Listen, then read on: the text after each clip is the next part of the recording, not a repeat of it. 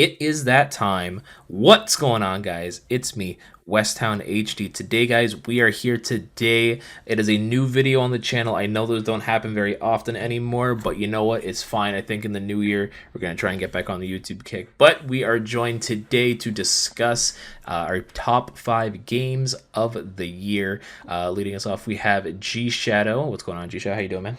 Hey, how's it going, everybody? I'm pretty hyped for this year compared to last year. I'm pretty excited to talk about the games I played this year, and hope everyone has a good time. Yes, sir. Yes, sir. We have had a pretty immaculate year for gaming and would not have it any other way. We are also joined by young Hayden Adams. He was gone from last year. He was a little busy, but that's okay. And he's back this year. What's going on, Hayden? Yeah, lots of great games this year. Yes, sir. Yes, sir. And a face y'all have not seen on the channel before.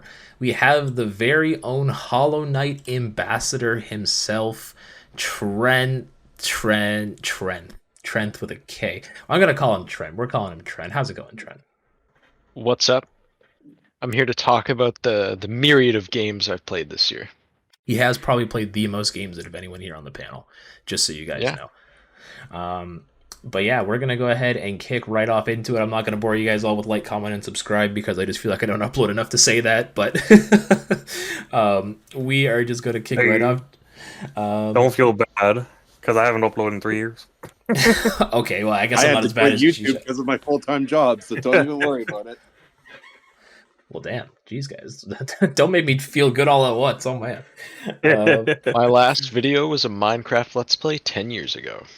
Let's go. I got to find that was video. Me. Hold on. Mine was me bitching about Gundam Mage 3 years ago. Oh, was that the video that killed you? You put out the Kiss Exist one and you still continued after that, but Gundam Age was the nail in the coffin? COVID really mellowed me down, but I'm hoping to get back into it. Really? Okay, yeah, because I know for COVID a lot of channels actually took off because they were literally at home doing nothing. Yeah, I was a essential worker, so no, I can see that's why all you need to your know. channel then. Yeah, that's all you need to know. All right, well, we are going to go ahead and kick off this discussion. Gshadow, if you want to lead us out with your number 5 pick. All right, glad we. This is going to be a sleeper one. I don't think people realize this came out this year, but my number 5 is actually going to go for the System Shock remake that came out this year. It's a game that was been in development for like 10, I think almost 10 years. It's been delayed and restarted and delayed and restarted. It finally came out this year and it's really good. It's very faithful to the original game.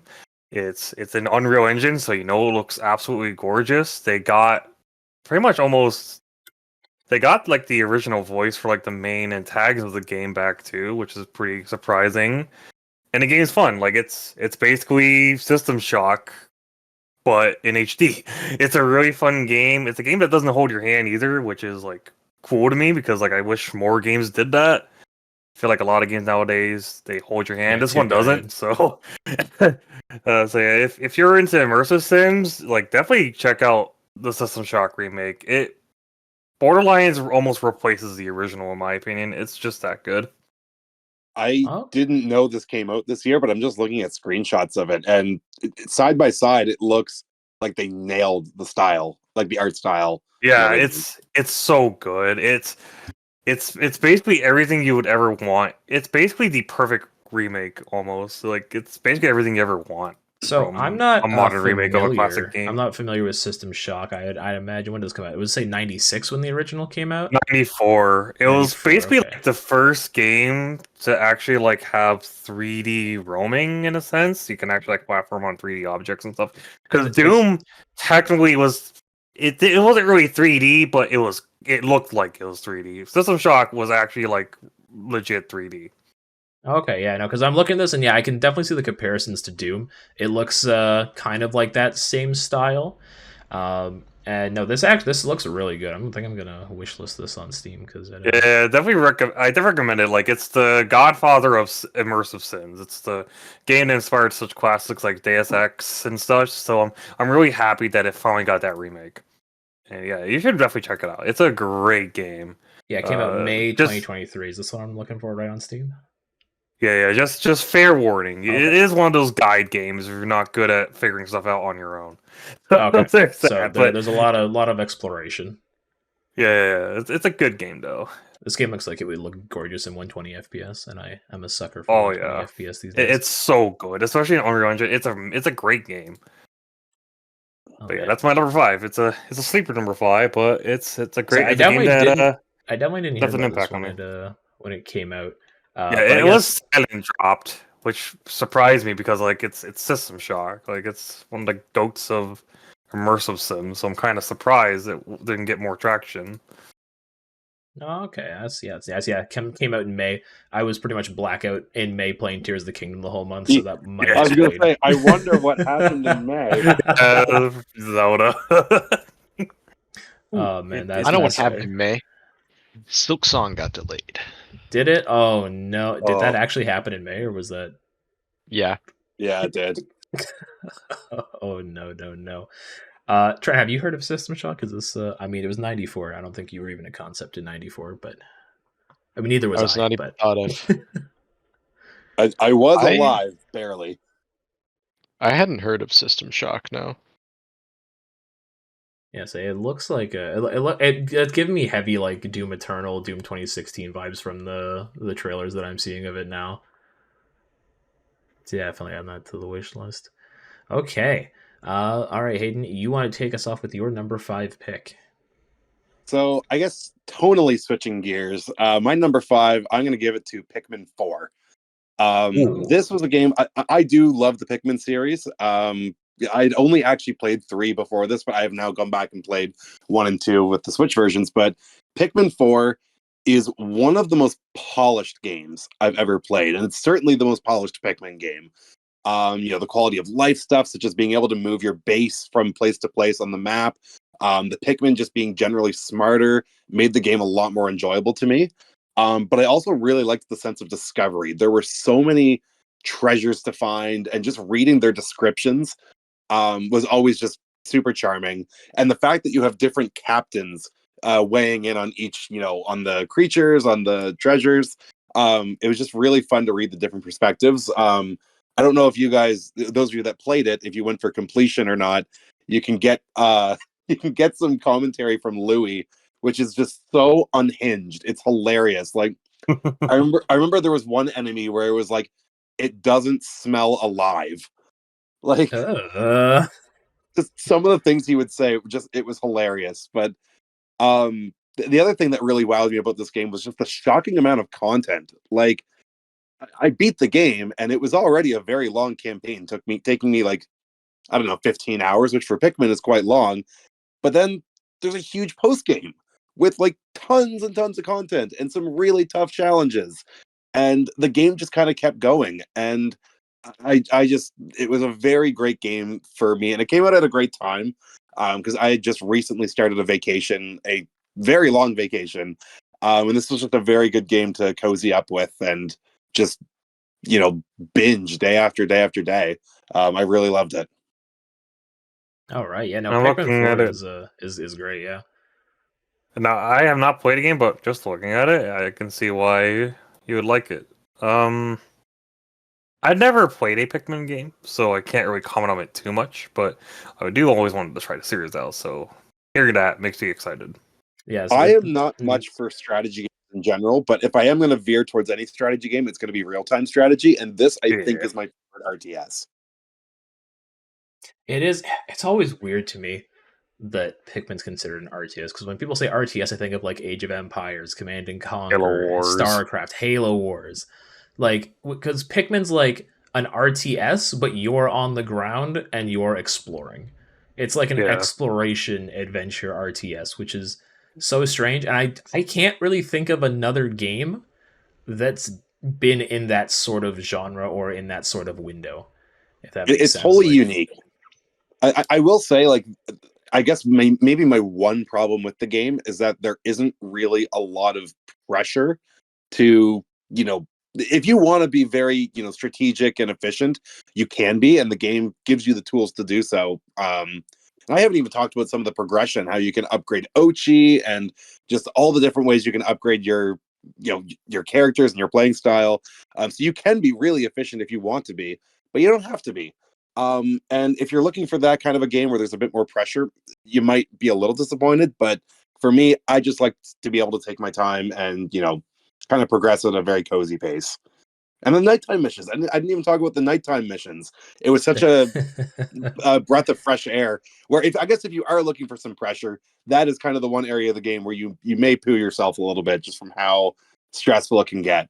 But I've talked about Pikmin enough. I really, really did love it overall. Yeah, no, that's awesome. I gotta agree with you. Pikmin 4 is absolutely an immaculate title. Um, it it's never been a better time, Gshadow. If you are interested in the franchise, it has never been a better time to start. All of the I will say mainline because I guess Hey Pikmin's not considered mainline, but all of the mainline games are just on Switch now. Like they're all accessible. They all play great. You can play 1, 2, 3, and 4 on the Switch now. Nice. And all their ports are immaculate. The GameCube ports that just came out, I think they're both 1080p 60. I could be wrong about that, but no, they are for Shadow Drop ports that seemingly came out of nowhere. They are pretty damn good. And Pikmin 3 on Switch is also immaculate. You can do full co-op, which was not in the Wii U version. So if you have someone to play with, you can co-op the entire thing. Me and Triple S absolutely broke that game wide open because when you have two people that both are autonomous, knowing what they're doing, you will absolutely cut that game in half.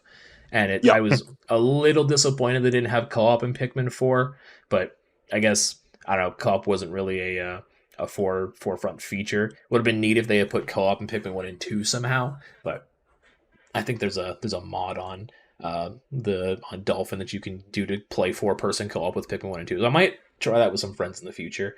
But yeah, Pikmin 4 is pretty damn good, and I don't really have a whole lot more to say about it. All right, now Trent, what is your number 5 pick? All right, so my number 5 pick, which really showcases how much I've played this year, is the Five Nights at Freddy's Security Breach Ruin DLC. Okay. I've never heard of it. Security Breach was not a good game, but to kind of apologize to the fan base for that, the DLC they were planning, they decided to just make it entirely free. And it was about half the length of the full game, which for a free DLC is pretty good, in my opinion. And it completely changed the gameplay, made it something, I wouldn't say traditional, but a little bit more traditional to like the original Five Nights at Freddy's series.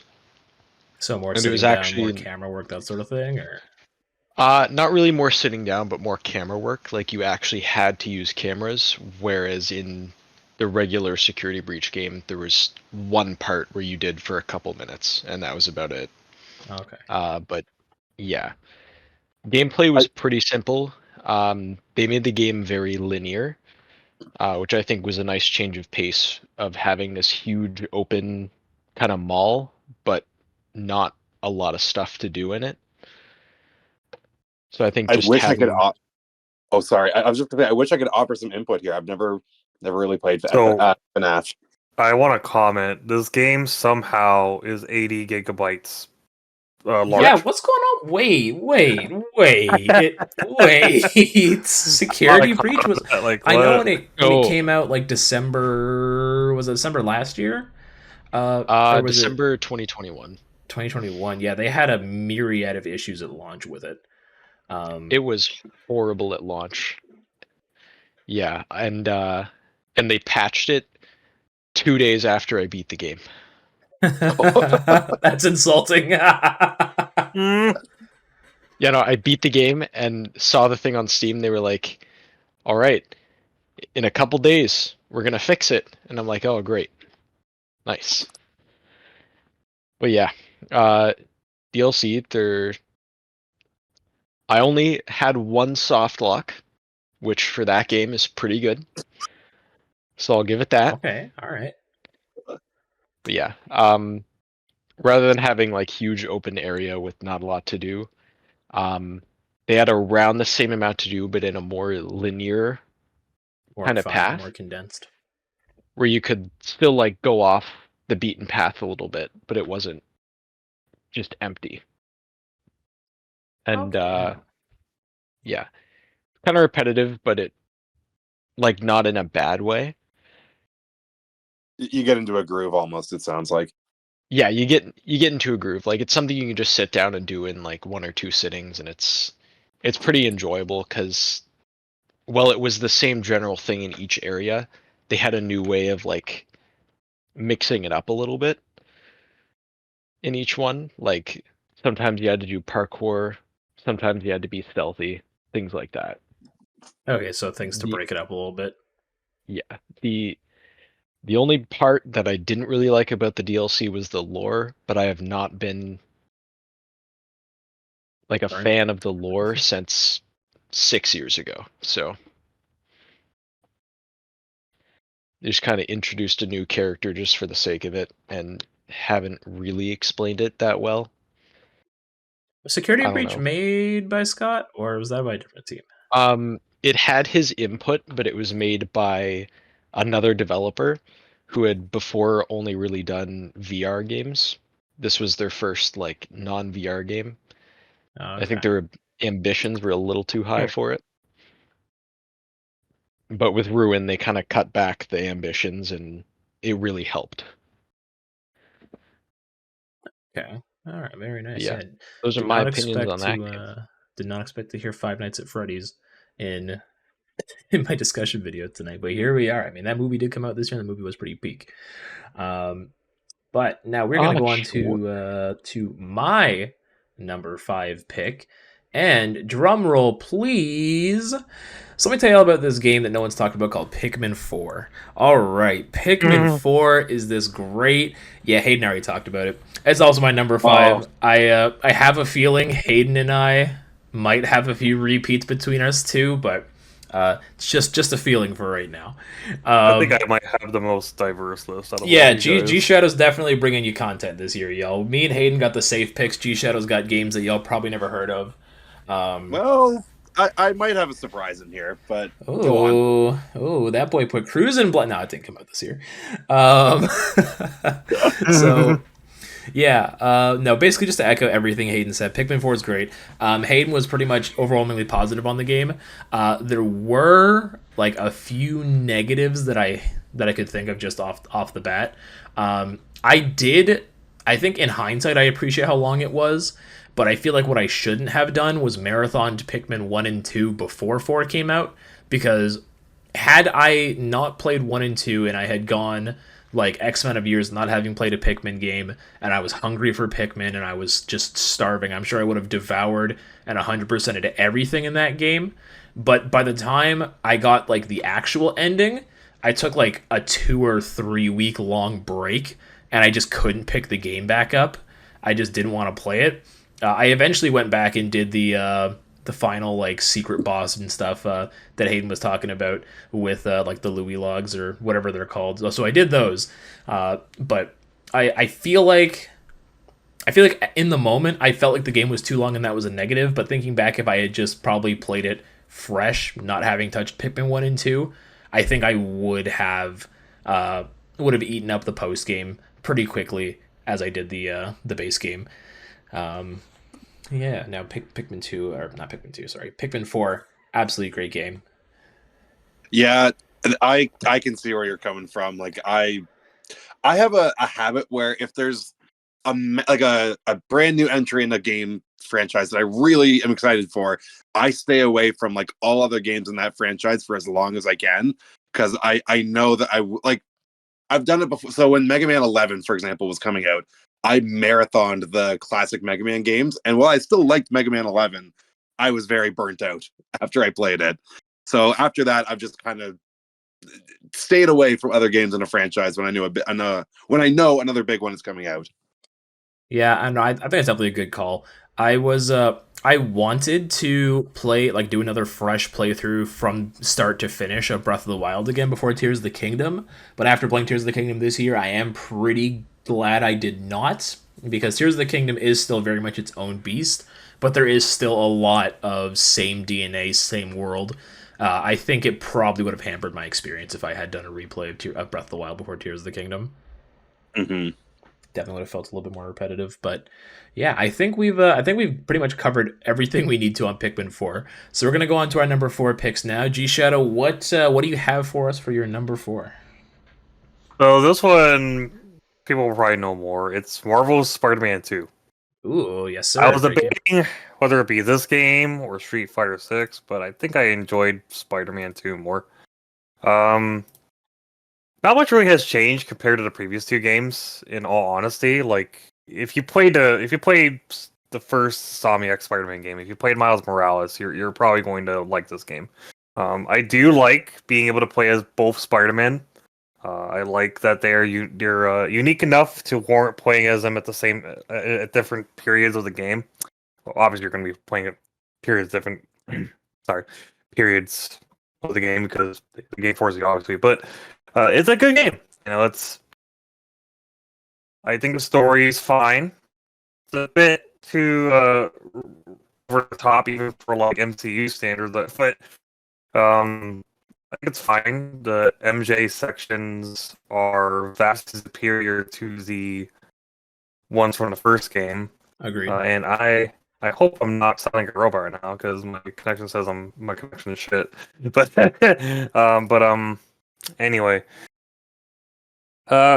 combat's basically the same, but you know it's Spider-Man. It's fun. You know, it's a fun game. It's good. Probably one of my favorite Spider-Man games ever now. It does have some bugs, but it's a Somniac, so you know they'll iron that shit out. Like they immediately ironed the Spider-Q stuff out from like the first Yeah. couple of weeks of launch. I think the direction they took with the story is decent. You know, it offers some nice change of pace compared to what you're used to in the comics. And yeah, it's a solid game. I wouldn't say it's my favorite game this year, but it's a pretty good game. This game is one of my biggest regrets for 2023. I just didn't get to play it. I played the 2018 game. I have not played Miles Morales. And I, of course, want to play that before I play this. But it is just one of those games I didn't get to this year, but absolutely intend to at some point. I was gonna say Same. context when he says biggest regret. He doesn't mean he hated the game. He didn't play it. No. Yeah, exactly. I just haven't played it yet. Boy, this is probably the only PlayStation exclusive game that will probably be in this video. Just Yeah. You never know. You never know, Gshadow. You never know. that's true. But yeah, no, I agree with Gshadow. Spider-Man 2 is amazing. It is it's definitely if you like you said, if you played 2018 and you played Miles Morales, it's not anything that's I guess breaking away from those, but Insomniac's made a good formula. They're sticking with it. They're expanding upon it. They're doing a good job with it. Yep. Trent, are you gonna play Spider-Man 2 eventually? I'm planning to. I have a week or so off for Christmas, and I'm probably just gonna buy it and play through it. That'll be my Christmas gift for myself. Yes, sir. Yes, sir. It is a great game. Okay, Hayden, hit us with your number 4, bro. All right, so my number 4 is going to be Sea of Stars. This Ooh. game, I've been looking forward to this game for a while. I love me some classic JRPGs, and The Messenger, which Sabotage Studios, who are the developers of this game, also created, was great. A very high quality experience. So I had every reason to look forward to Sea of Stars, and it came out, and you can tell just how much the developers loved what they were making here.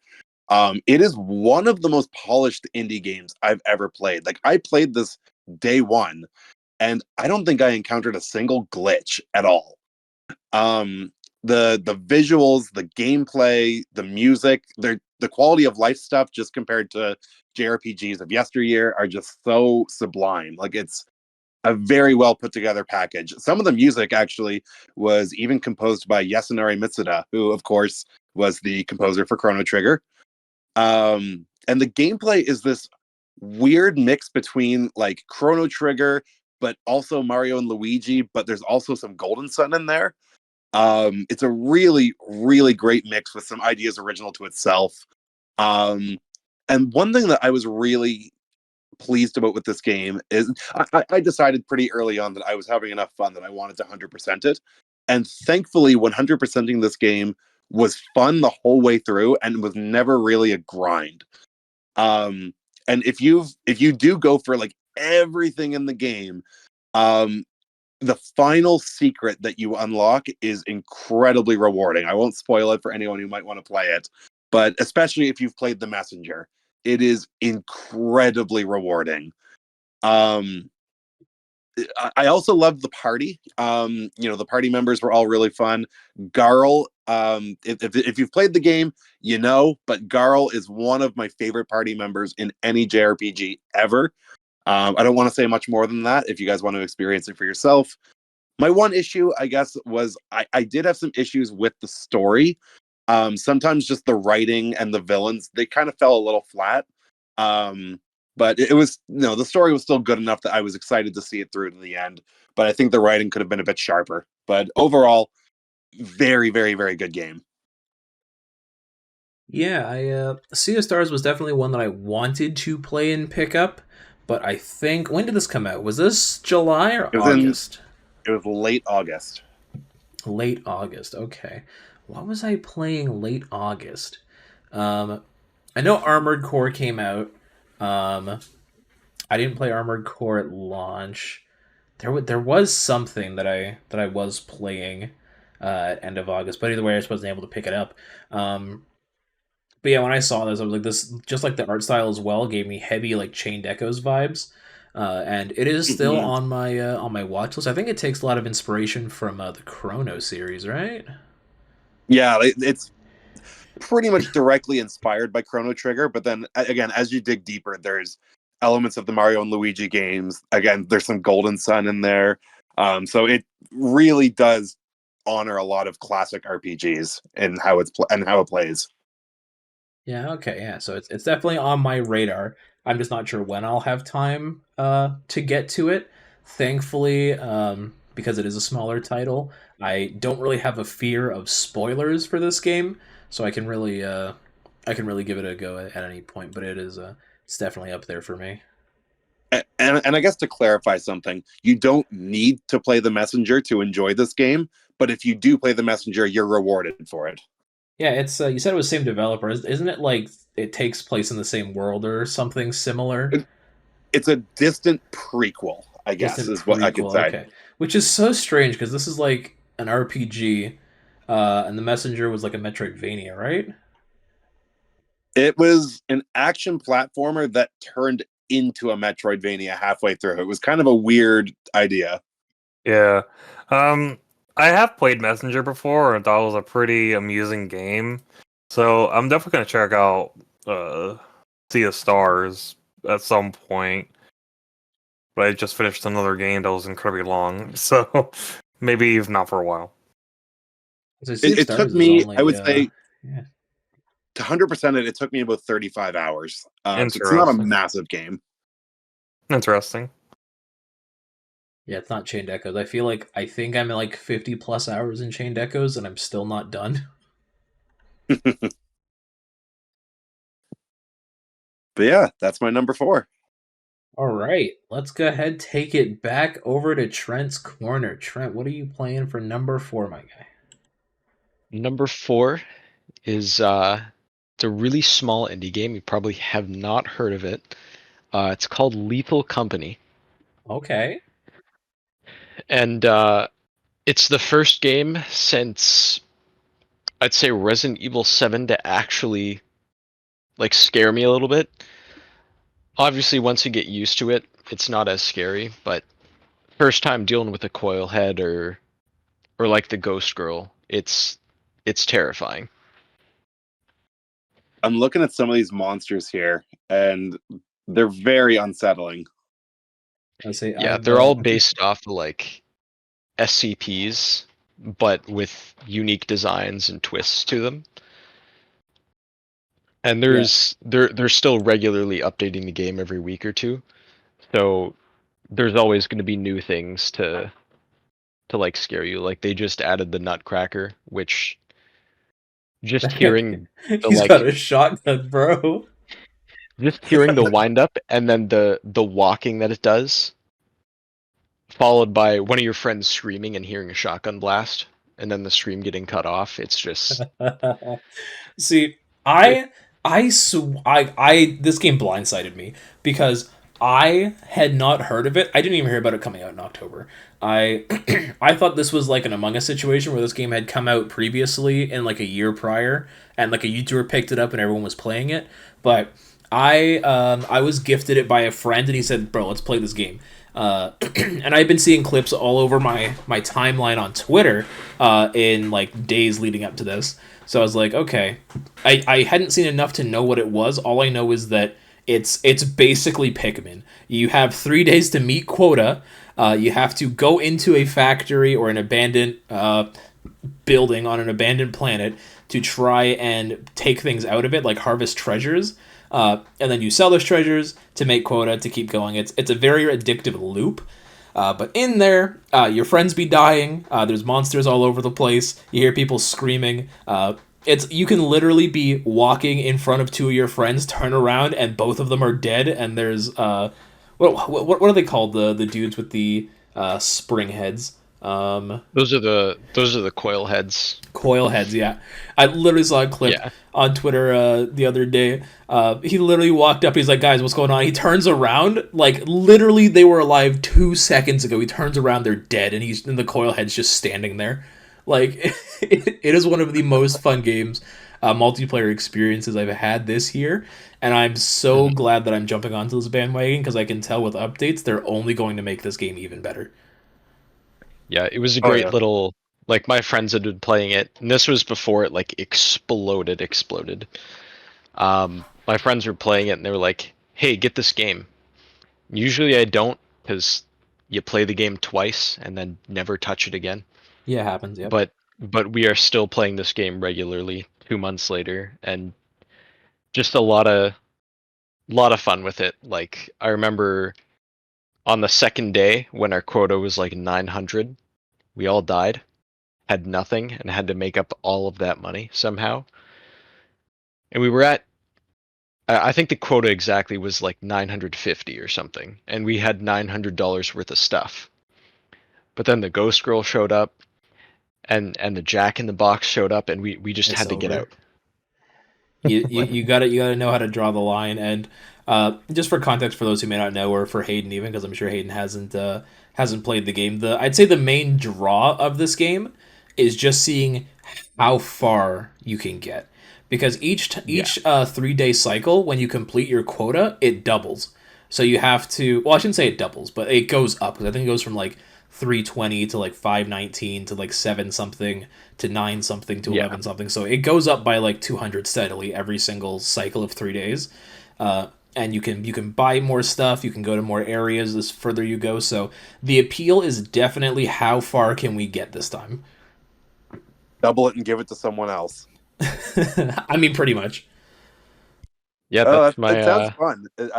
I'm looking at screenshots here, and is it anything like Left 4 Dead?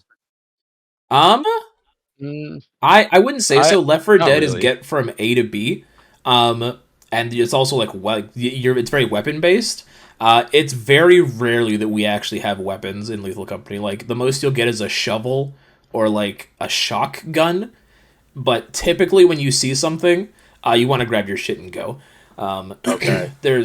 It's also, we completely forgot to mention this, but my personal favorite feature of this game has proximity chat. So if you're not near your friends, you can't hear them, and you'll be talking to somebody, like one of your friends next to you, and they'll say like, "Hey, where'd you go?" And then the game does this thing where when you see a dead body, your screen like zooms in on it and like makes like a noise. So you're like, "Oh no, he's dead!" And then you're like, "What happened to him?" Okay, I actually kind of am into this. Yeah, you should get it. Man. It is, and the thing is too, it is built on, is it Unity? I think so, yeah.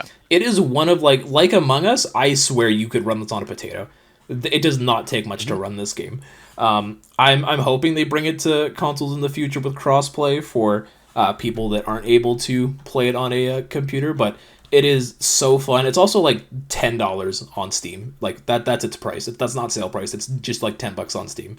It is so much fun, so much bang for your buck, and the devs are Very, very nice. They've been responding to fan feedback. Lethal Company is really a sleeper hit this year. Yeah. Another thing, just to tie it all up, that I'd like to add is that it is outselling the new Call of Duty. Let's Yes. go. It's always a good day when the new Call of Duty is being outsold. Do they Get do they fucked, nominate Activision. do they nominate Lethal Company for anything at Game Awards? No, it was genuinely like a sleeper hit. It Damn. hadn't Okay. caught on quick enough to show up at the Game Awards.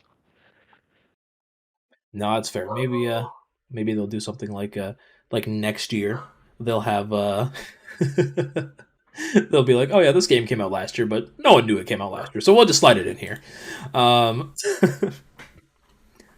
all right, I think that's. Is there anything else we want to say about Lethal Company before we move on? Sounds fun. All right, No, I so think I went over everything. all right, so you'll have to excuse me. I've got a bit of a leftover cough, and my dog is barking in the background. He probably sees demons. It happens. My It happens. number 4 pick. gotta clear my throat. So there's this game that came out this year, near the beginning of the year. It came out in February, and it was shadow dropped after a Nintendo Direct. If you own a Nintendo Switch and you watched in February, you know I am referring to Metroid Prime Remastered. Now, Yes, sir. I had heard rumors they were doing this for the longest time.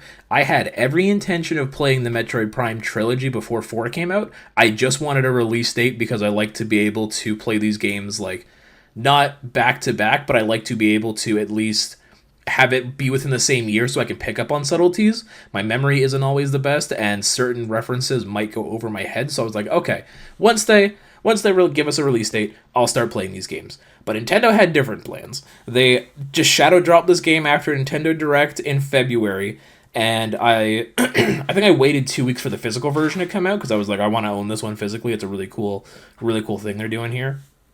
So I waited 2 weeks for the physical, and when I got to actually sit down and play it after all these years of hearing of Metroid Prime, of like the music in Smash, the characters, hearing about Talon 5, I just, I sat down, I did the opening with the, what's her name? The Parasite Queen?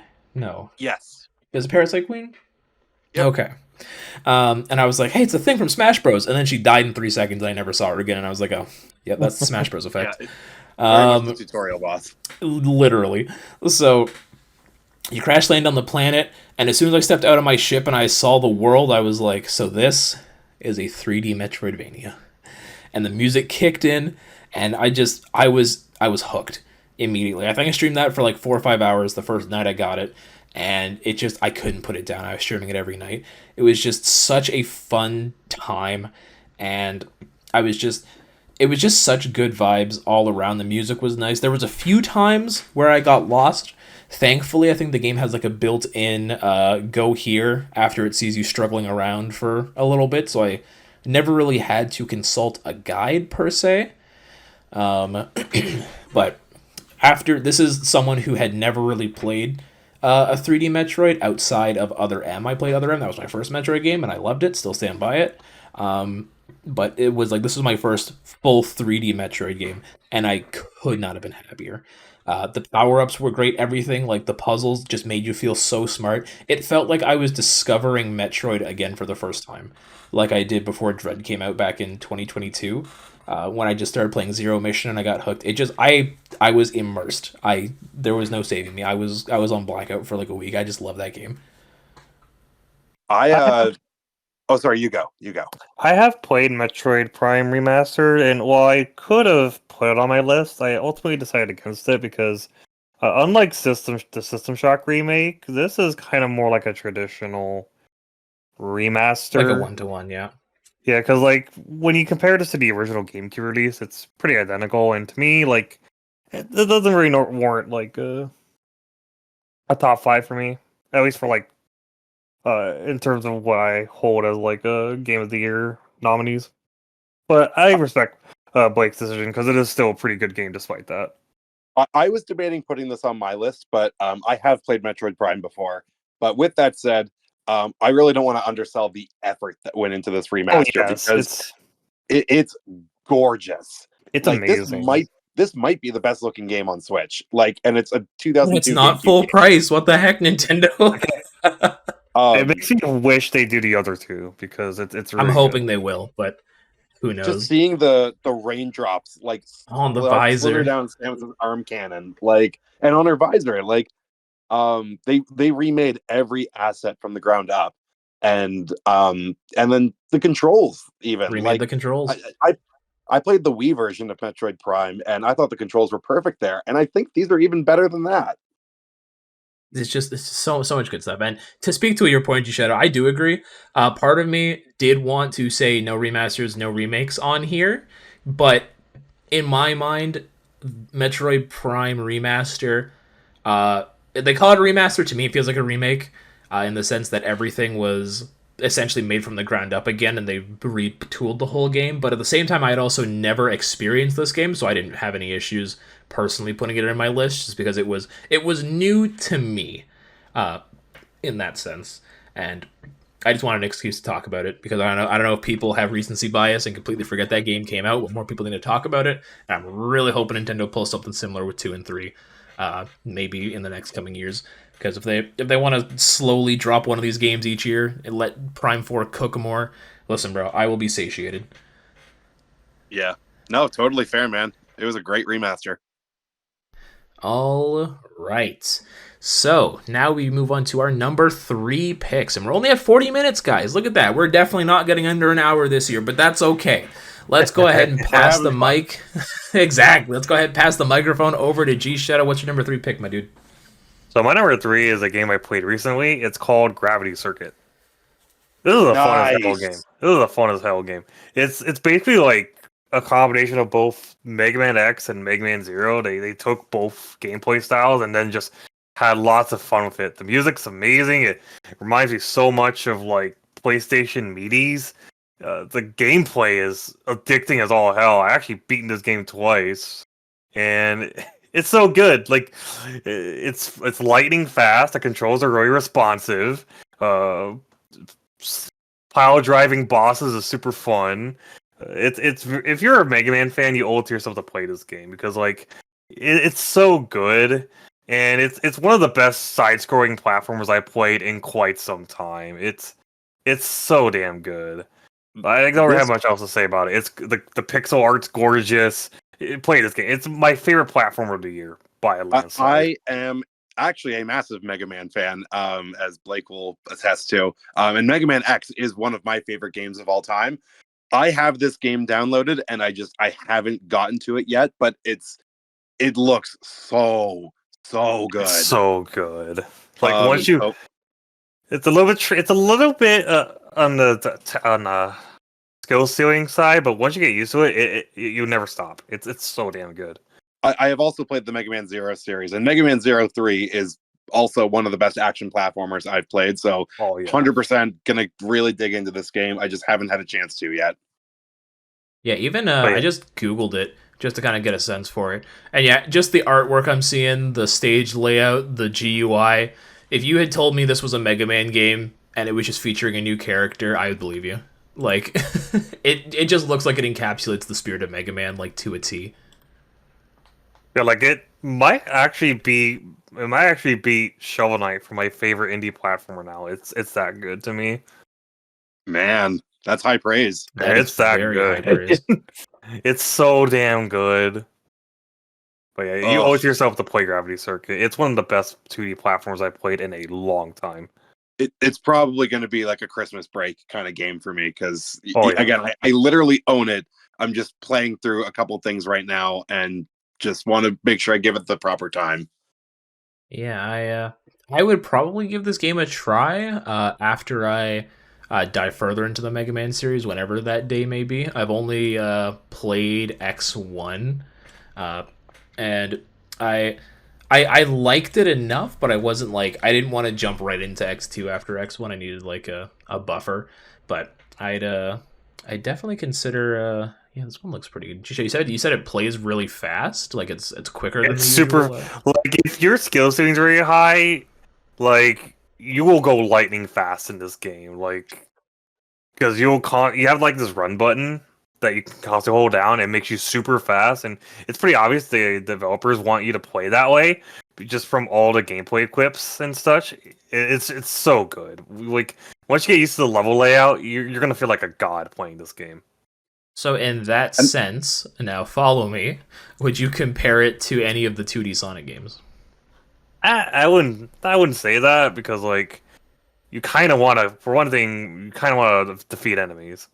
Um, I Okay, would yeah. say it's more like the Zero series because the Zero series was also all about being Speed. lightning fast and getting high ranks and stuff. and So Blake, maybe to compare it a little bit to what something in your wheelhouse, I find the Mega Man Zero series is almost like a 2D Devil May Cry. essentially, Oh, Uh, okay, I have heard that, yeah. yeah. So, yeah, this game just looks awesome. All right, so moving on to Hayden, your number 3 pick, good sir. So, I recently was talking about Sea of Stars and how it was an awesome classic RPG. Well, I actually have another classic RPG that I want to talk about, and this is a game that was slept on hard this year by a lot of people. I am referring to Octopath Traveler 2. Now, I played Octopath 1 back when it came out, and I liked it just fine. It introduced us to HD 2D, but I think it had some issues, mainly being that the stories were too segmented for their own good, where it felt a little weird that you had a party that didn't really interact or anything. And there was some quality of life stuff that I would have liked to have in the game.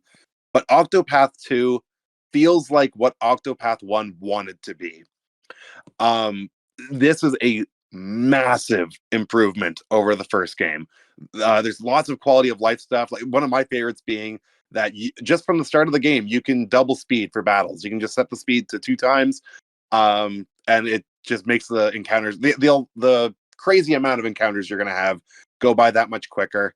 But something that I really appreciated about this game was how connected the 8 character stories were. You still do play through them. It focuses on the single character, and the party members rather, don't interact within the stories. But what I did appreciate was that certain plot points in the 8 different stories do connect to the other stories. Like you'll be going through one story and think, this problem sounds like it could be connected to this problem I was dealing with in another character's story. And you're probably right, because there is a lot of uh, the villains and the sources of the issues in the world do have some connected tissue there. And when you finally beat all the character stories, you get a really awesome final chapter where all the characters do actually interact with each other. They do work together, and there is a threat that they need to overcome together. And it is much more fair than Octopath 1's final.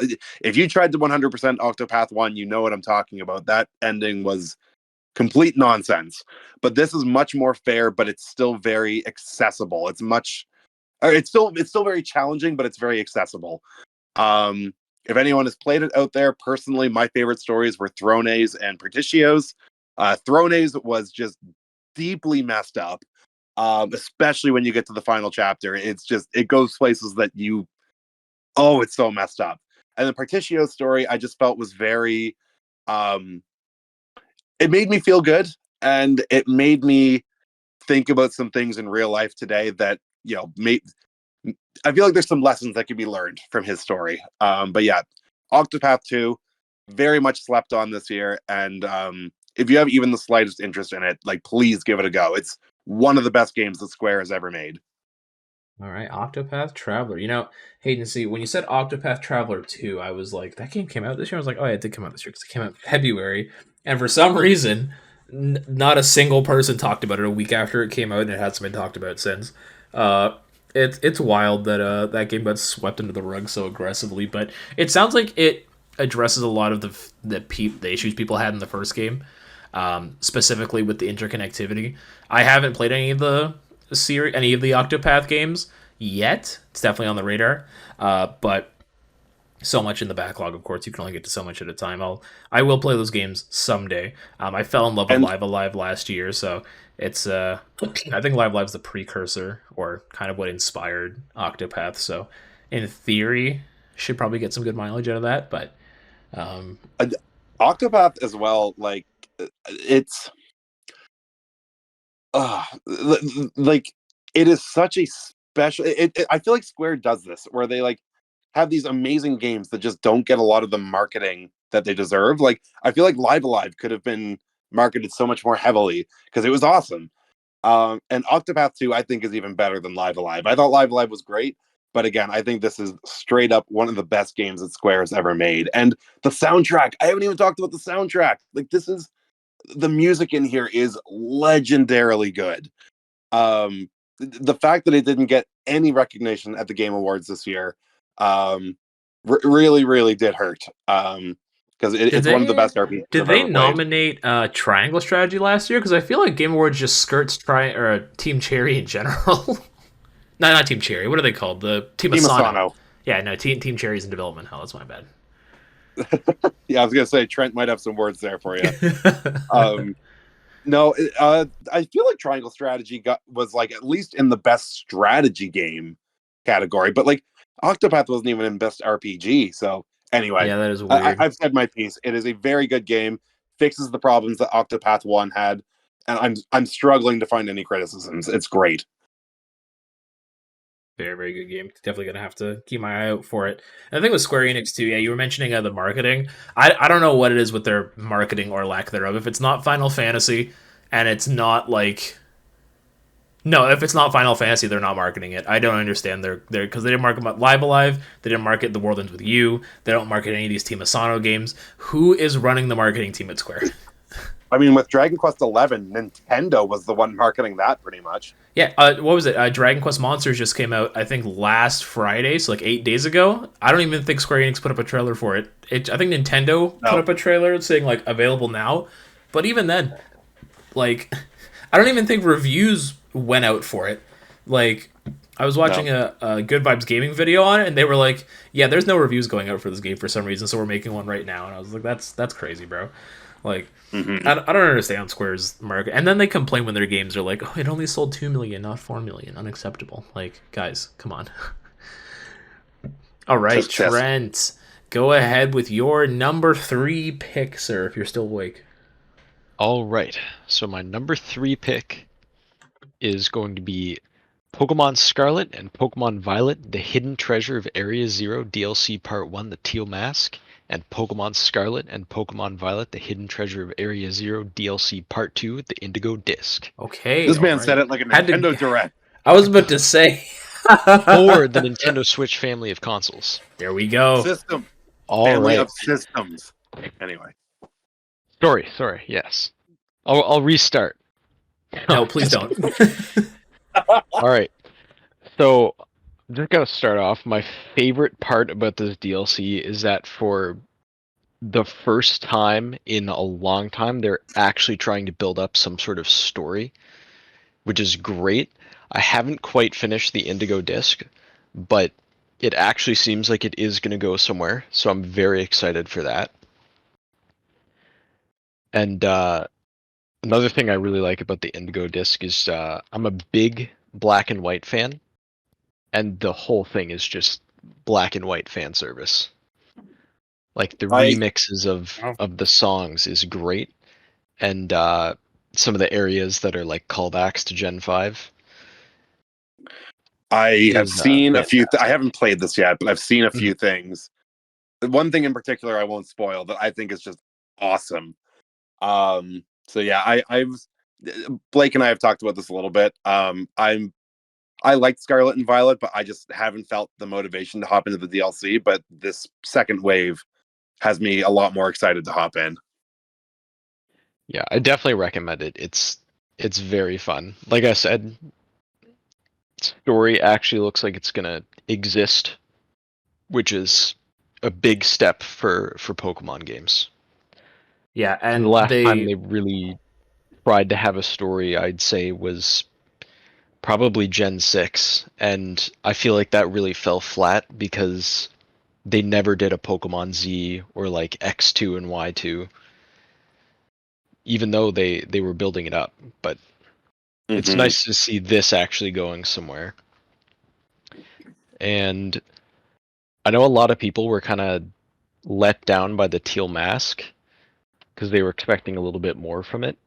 But I think I just looked at it as setting up the Indigo disc, and when you look at it that way, it just,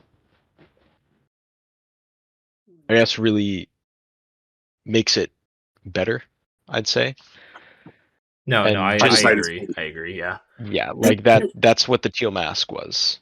It's not like the Sword and Shield DLC where it's two separate DLCs. They very much go together, which is, I think, a better way of doing it. It's definitely part And a one and lot of part two. the, Yeah. yeah, exactly. And a lot of the Pokemon that are like returned from previous games, I really like the selection that they did, especially for the Indigo disc, because again, a lot of black and white Pokemon. And couple other things I put down for notes is I have a list of all the shinies I found, Oh, if here we we want to go. hear that. Here Oh, we let's go. Let's go. go. For those who don't All know, right. Trent has the stupidest luck with shinies. Just they will find him a shiny black Paldean Tauros ran into him shiny, and he did. Oh my gosh, I Yeah. could go on. Go ahead, Trent. Go ahead. Regale Let's go. the comment section. So to start off, I bought the DLC, and my friend who wasn't buying the DLC until now, so they're not going to get the Hisuian Zoroark because that was a limited gift. They wanted specifically a female Hisuian Zora, so I started trying to hatch them one, and I got a shiny before I got a female one. So, I hate it. so there was I that. hate it so much. Trying to find a female one. I also found a shiny Hoppip, which is one I always look out for because, what is it? It's green. Yeah, it's green, which is the same color as its evolution. I'm blanking on the name right now, but Skiploom? yeah, Skiploom. I always check those hordes because I know it's one you could miss because you could just think it's a Skiploom. Uh, like West Town already said, I found the that Paldean Tauros, which that shiny is pretty much identical. The only reason I found that is because it ran up to me. I would have completely missed it otherwise. I'm gonna zip through the rest of them. I found a Yanma just randomly while playing. Hunted for a Mimikyu. Randomly found a Sphinx, I think just after I caught Okidogi. And then in the new DLC, I just found a Here we Golett go. randomly, which is really nice because I was like on the lookout for one, and one just kind of showed up while I was trying to catch Matang. And I, using those like outbreaks that have the crazy shiny chances, I got 3 Litwick. Those are all the 3. shinies I've found. 3, Three yeah. shiny Litwicks. Do you hear this? Well, I mean, with the shiny charm, and like once you take out like 60 in the outbreak, it's like a 1 in 23 chance. Like it took me Man. 15 minutes. And the last thing I have here is Nurse Joy and Kitakami. If you know, you know, Congratulations. chat. If you know, you know. Yeah. No, I just to bounce off Trent real quick. No, I agree with pretty much everything with everything he said when it comes to the Pokemon DLC. If you're looking for more challenge as well, this is the most I've struggled battle wise in a Pokemon game since the Ultra Necrozma fight of like 2017. Like it's no, that was 2018. It was 2019. It was 2017. 2017. Yeah, Okay. I forgot to mention the difficulty. I've only done a few of the battles, but like No, they'll kick your I'm here teeth in. with my whole team is level 100, generally pretty good or pretty well built, not competitive, but these level 70 Pokemon are like nearly wiping my team. I swear they are perfect natured, perfect EVs, perfect IVs, and they have held items. This is like the Yeah. Elite Four of Brilliant Diamond Shining Pearl on crack. And they were already pretty freaking ridiculous in those games. Like, if you're someone, if you're like a Nuzlocker, you like challenge, bro, play this DLC. You will be entertained. You will be kept guessing. Every battle is a double battle, so you'll have to build your teams around that. It is. If every fight was like this in Gale of Darkness and Colosseum, I think my childhood would have been a dark place. Like it's it's so painful, but it's and you see the thing is too. I won't spoil it for anyone who's gonna play it. There's a certain instance in the game where they say, "Hey, you're only allowed to use Pokemon caught in the terrarium. So if you think you're gonna steamroll the DLC with just your returning team, that's a wall, and they will make you go grind up a new team." So I recommend anyone playing the DLC to build a fresh team and try and kind of build it up as you go along, because you will be slapped across the face once you come to that encounter. Oh man. The last thing I'd like to mention is Perrin. Yes, absolutely, Perrin. Yes, I agree. All right, my number 3 pick is going to be pretty quick because people keep stealing my picks, but my number 3 pick is Spider-Man 2. Gshadow already touched on the Spider-Man side of things, pretty great game, but what he did not touch on is what I'm going to touch on. Let me tell you all about this Marvel character called Venom. All right, Venom is that boy. All right, he is the Shadow the Hedgehog to Spider-Man's Sonic the Hedgehog. All right, he's that boy. He's got similar powers. He can climb up shit. He can swing around, but he's just a brutal boy. All right, some incarnations he's a straight villain. Some incarnations he's an anti-hero. The incarnation they went with in this game, I'm very satisfied with. There's certain instances in the game that I will not talk about because my mind was blown in regards to Venom. But all you need to know is that if you are a Venom fan, you are eating with this game, and I'm a little upset it got snubbed at the Game Awards because I personally loved this game, but man, if you are a fan of Venom, he is here. And I'm really hoping that Insomniac mentioned that in the future that they would be open to making like a Venom spin-off game. Bruh. I'm not ready, bro. Like bring in like Eddie Brock or something, bro. Like get like what's it called? Agent Venom on the case, bro. Man, oh man. I'm fangirling, but yeah, Gshadow didn't mention Venom at all, and that was like the whole point of Spider-Man 2. I had to mention my boy Venom. He's my favorite Marvel character of all time, and it's just, I was left very, very satisfied. Yeah, this game really didn't get anything at the Game Awards, which is It's wild. Insomniac gets snubbed, and it sucks because they always put out such great games. Like, I don't even think, did they win anything when Ratchet and Clank came out? Like best family game or anything that year? Maybe all right. I think they won. Sorry. Maybe like art style or something, but like yeah, not much. Or art direction. I think the only thing it won for Rift Apart was innovation and accessibility. Yeah, I think you're right. Wow. Yeah. Yeah, that game was phenomenal. What were you gonna say, something, Shadow? This is Marvel Spider-Man 2, right? Yeah, talking about Spider-Man 2 I mean, Venom, yeah. As I said before, solid game, but definitely not game of the year material. For me, at least. Absolutely fair.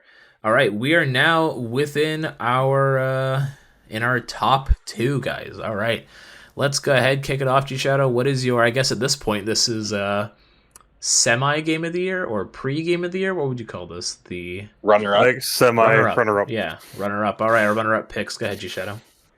My runner up's probably gonna be pretty obvious, but it's Armored Core 6. Yes, sir. So this is a game that I've been waiting for like 10 years. After the big steam pile of shit that was Verdict Day.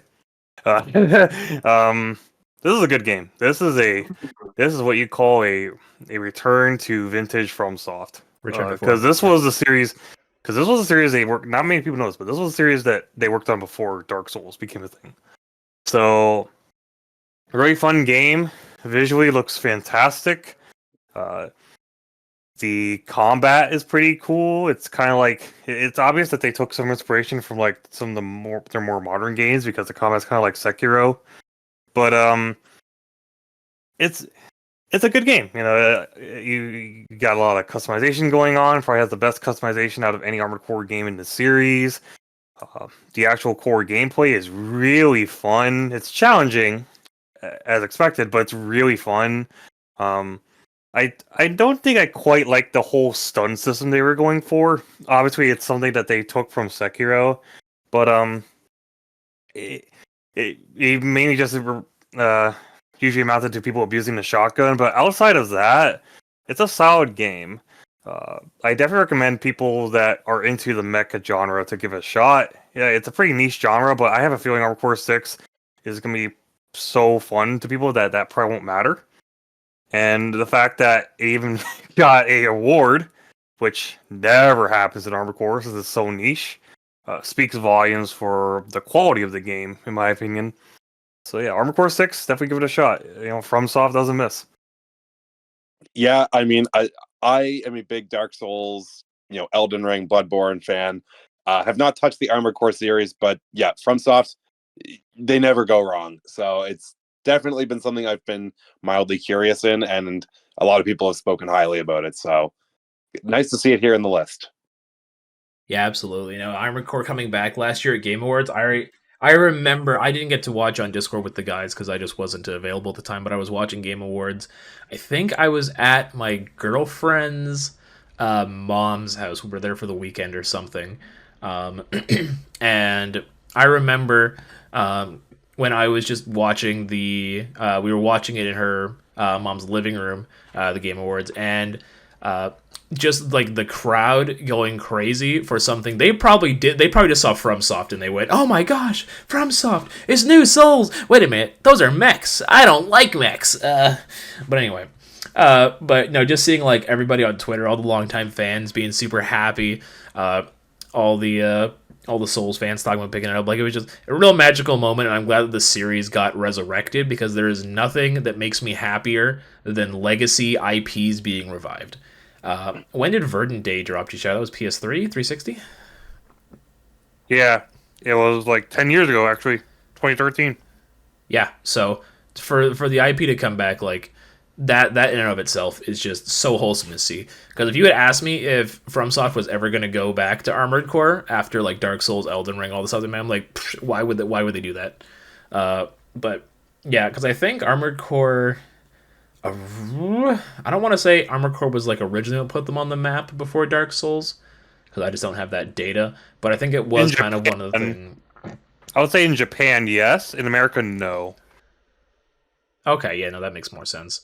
How long have they been around? FromSoft has been around since like 90s, right? Before that, they've been around. I think they were around on the They PS1 developed days. Kingsfield, which was like 1994. 94. Okay, so Yeah, definitely that was been one of around the for a first good time. PlayStation games, actually. So yeah, they've been around for a long time. Yeah, absolutely. It's good to see them flourishing and bringing them back. Now though I think they're releasing an Elden Ring DLC or something, and I loved Elden Ring. Probably not going to touch that DLC because I'm weird with DLCs like that. But Armored Core, I saw my brother Triple S, who never plays Souls games. He bought this game and I was like, you're not finishing this game. He beat that game. I did not expect him to actually do it, but no, he sat there and he learned the tech. He customized his weapons. I saw him go up against the boss 8 different times. I was like, this, but he really locked down and got his hooks into that game. I did not expect him to. But yeah, absolutely a great pick for run up Gshadow. Trent, you're never playing Armored Core, are you? I'm never playing it, but I gotta give it to them. I had never heard of Armored Core, but I saw FromSoft and immediately knew people were gonna play it. And just the amount of times I was just like hanging out with friends who aren't even that into video games, and they were talking about their like Armored Core builds they were doing. It was just really cool to see such a niche series get a lot of attention. Yeah, and that makes me so happy because this is Armored Core, okay? This is like supreme niche for like PlayStation 2 era. So it makes me really happy to see it become mainstream. Yeah, no, I agree with you, Shadow. Yeah, it hurt me. You say you never heard Armored Core, but I guess if you hadn't heard about it in the 360 PS3 era, you definitely had not heard about it in the PS4 Xbox One era. So makes sense. All right, Hayden, do you want to give us your runner-up pick for Game of the Year? Yes, I do. And I have a fun fact for you guys. Did you know did you know that Nintendo revived the F-Zero series this year? Because they did. They absolutely did. And it was amazing. This game came out of nowhere in the September Direct, F-Zero 99, and I can't stop playing it. I've got over 100 hours on the game already.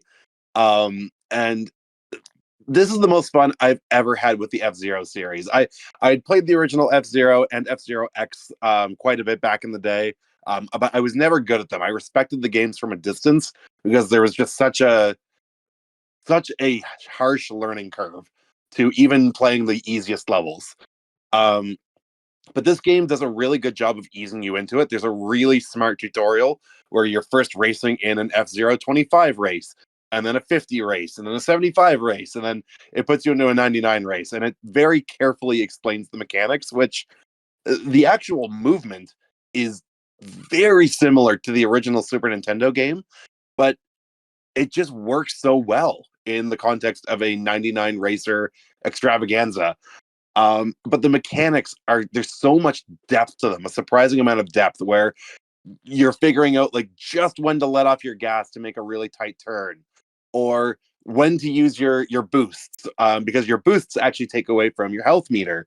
So it's a very fun risk reward where do I use a boost here or do I save it and maybe use it later when I'm not in as crowded of an area. And then there's rubber banding, which I think is the most brilliant part of the game. It adds that. I think that's what drives that just one more game factor. When racers crash into each other, they generate these things called super sparks, where you can collect them.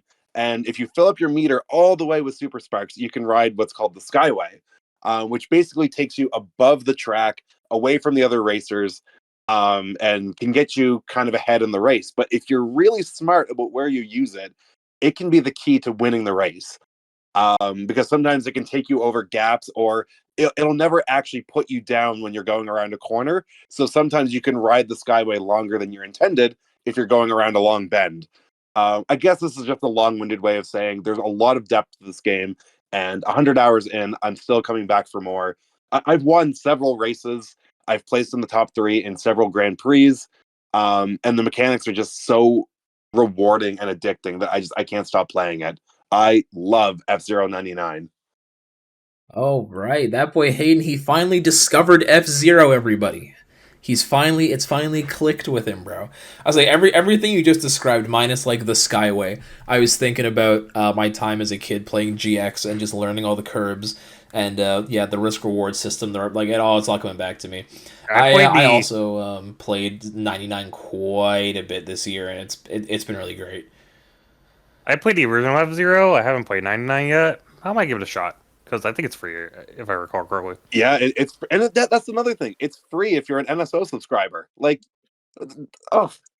I'm so happy with everything this game did, and it's gotten some really good updates where it's added new courses. It just added a classic mode recently that plays much closer to the original F-Zero, where you just get one boost per lap, and it's actually in a 4:3 aspect ratio, which is kind of funny. And there's like achievements, like in-game achievements, if you like that stuff, where you can add different cosmetics to your vehicles or different like cards for your pilot, different backgrounds for your pilot cards. There's just a lot of content and a lot of reasons to keep coming back. And I think this is the best 99 game because in the other 99 games like Tetris and Pac-Man and whatnot, you're playing in an isolated room, for lack of a better way of saying it. Where you're playing in a cubicle. You're impacting other people's games, but in this, you're directly competing against each other in the same space, and it works so well. Yeah, absolutely. I did not expect you to include what's the word I'm looking for? Not games as a service. I mean, it pretty much is because they're just updating it. A battle royale, but about pretty much because I was like, it is. Because I was like, well, I mean, if Hayden's gonna choose F-Zero 99 and my game of the year is Fortnite, no, I'm not gonna go that far. But yeah, no. And I wanted to, but I was silenced. This motherfucker Trent said he was gonna put every Fortnite season on. I was gonna say, no, you're not welcome here. We had 5 seasons. Anyway, No, okay, stop that. Yeah, no. Great game. I'm really hoping Nintendo realizes, hey, wait a minute, people like this. We should do more of this. I uh, think too, not to go on too much longer. I think this was a brilliant way to bring back F Zero, where it's free for NSO subscribers. Because I don't think if they had just announced a brand new F Zero game, like built from the ground up, I don't think it would have sold as well if they hadn't had F-Zero 99 come before it, because I think this was a really accessible way for people to get their feet wet with the series. Like, there are a lot of Nintendo Switch owners that weren't even alive when the last F-Zero game came out and might not know what it is. Like, it's a running joke that Captain Falcon finally has a game. And I think this was a really smart move, just business wise, for people to have awareness about the F-Zero franchise. But I'll stop it there. hey, and what do you mean he finally has a game? That boy had 4 games. It was Super Smash Bros. 64, Super Smash Bros. Melee, Super Smash Bros. Brawl. Listen, Captain Falcon's had his fair share of games. All right, all He right. also had an anime with a very infamous meme. Oh, He dude, did. the anime was actually, for those who haven't seen the anime is actually unironically kind of funny. Unironically, that show is Yeah. actually good. Just don't watch it dubbed. It's terrible. I didn't Yeah. even finish the dub, did they? I thought I only went to episode like 9 or something dubbed. Yeah, they never finished it because Yep. Yeah, people didn't just care. watch it subbed if you can. All right. Well, Hayden gave us the whole lowdown on F-Zero 99. So, yeah, no, it sounds like a good time. And absolutely, if you all have Nintendo Switch Online, no reason not to give it a try. It's included with your Switch Online. You all know when the day comes when Nintendo's like, there's only 99 days left of F-Zero 99, people are going to start crying. And Oh, yep, that's one of the reasons why I'm trying not to get addicted to it, because I didn't even try Mario 35. And they said this is going away in 2 months. I said cool, I'm not touching it. I don't want to get it touched. That's like meeting someone you know is gonna die next week. It's like why would you get attached to Oh. this? But it it's is unfortunate. it is an underlying fear of mine. Very It stupid is, yeah. business practice. They still have Tetris 99 going, and since F-Zero is a first-party Nintendo IP, I think they could leave it on for longer. I think Pac-Man 99 they had to shut down because of Namco, if I Yeah. had to guess. But F-Zero 99, I can't think of a reason for them to shut it down, at least not in the Switch's lifetime. Well, same reason for Mario 35. That was first. That was party weird, but I anyway. mean, I just chalk it up to 2020 and early 2021 was weird for Yeah. Mario, so I'd put it up to that. Anyway, Yes. All right, Trent, your penultimate game of the year. My runner-up is going to be Zelda Tears of the Kingdom. Oh, it's his number 2. Ooh, What's his number wow. 1? Okay, go on, talk, please. All right, so Tears of the Kingdom, fantastic game. I was fully expecting it to be my number 1 right up until the end of the year, and we'll get to that. But yeah, I feel like it was better than Breath of the Wild in a lot of ways, but I also feel like Breath of the Wild did do a few things better. All the new abilities were like the best part of the game. Like just messing around with Ultra Hand, finding all the different ways to torture Koroks was great. Yes, sir. Yes, sir. Korok remember- Torture TikTok's my favorite place. I remember building a machine where it had one of the like handlebars on it that activates all the stuff on it, and literally it was just a Korok on a stick spinning around and just flames going into it while I was riding around on this car. It was just a lot of fun messing around with the game. And I've seen Sorry? I've seen wild shit people make on Twitter. I never forget the flaming dick man. oh, The that was flaming day dick That one, was man. that was day 0. Were people making that on emulated copies? That came out a little too quickly, bro. Like someone Yeah. ran through that game to make a giant dick man as quick as they could. Yeah, that was great. I remember hearing a story of like an engineering teacher and he was playing the game and his students were like showing them these different contraptions they made to torture Koroks.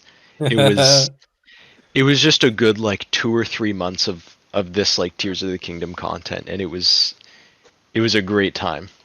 Oh, You can make music with the game with the stakes. Yeah, And the yeah, that laser. was another thing I saw people doing was, of course, the first one I saw was Megalovania, but oh yeah. just hearing all the covers people were making on that, like this game just did so many things right, and a lot of people were saying like it makes Breath of the Wild feel like a tech demo, and I completely agree with that. It Like absolutely Breath of the does. Wild was all right, let's test the waters of open world Zelda, and Tears of the Kingdom was like, all right, let's perfect it. And yeah, just the abilities were great. Having the world feel more alive and like you're actually doing things with the characters in the game, it made them feel a lot less like NPCs and Less more like forgettable. actual. Yeah, like they're less forgettable. Like the band, like Yeah, getting them back together, it was really fun. that's a really good side quest. Yeah, that's another thing is with the side quests, I like how they separated the ones that were kind of like, oh, you'll get a few items for doing this. Those were the side quests, and then they had the side adventures for ones that were actually like they actually had like a little story with them and a bigger reward. I really liked that they separated those. That's a good There distinction. was Yeah. one side adventure that even gave you a heart container. Like, Yeah, I remember um like when I finally was brave enough to go down into the depths, it gave me I was on the Great Plateau and it gave me that one side quest. And I spent probably a good 3 hours just figuring out like, you know, what machine to make to get the orbs to the right spot. Would mhm. have taken me less time. There was a bug with it where it would reset the orbs if you went too far away from them, like reset their Yeah. position. Was that a bug or was that intended? It was a bug. They fixed it Oh, okay. Man, like with that security irked me breach on two launch days day. after I did I'm it. pretty sure I did that quest launch day, and I'm pretty sure that shit irked me, like from front to Same. back. Yeah, that was great. And there were a few things I was not a fan of with the game. Well, I did like that the dungeons actually had different designs to them and different unique bosses.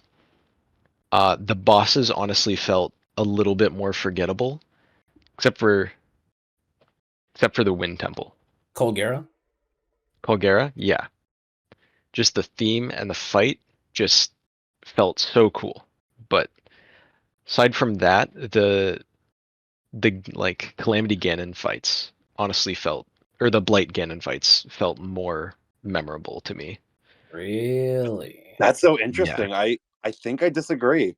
I'm also Um, with Hayden on that. Yeah, no, those Blight Ganon fights, they just kind of felt not samey, but they, I don't know, it was like you're fighting a guy with a green sword. This one's got a blue sword. This one's got a red one. Like, I don't know, I wish they were more distinguished in their design.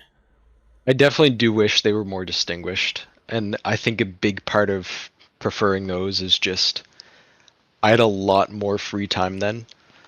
I was unemployed. It was the only Switch game I had.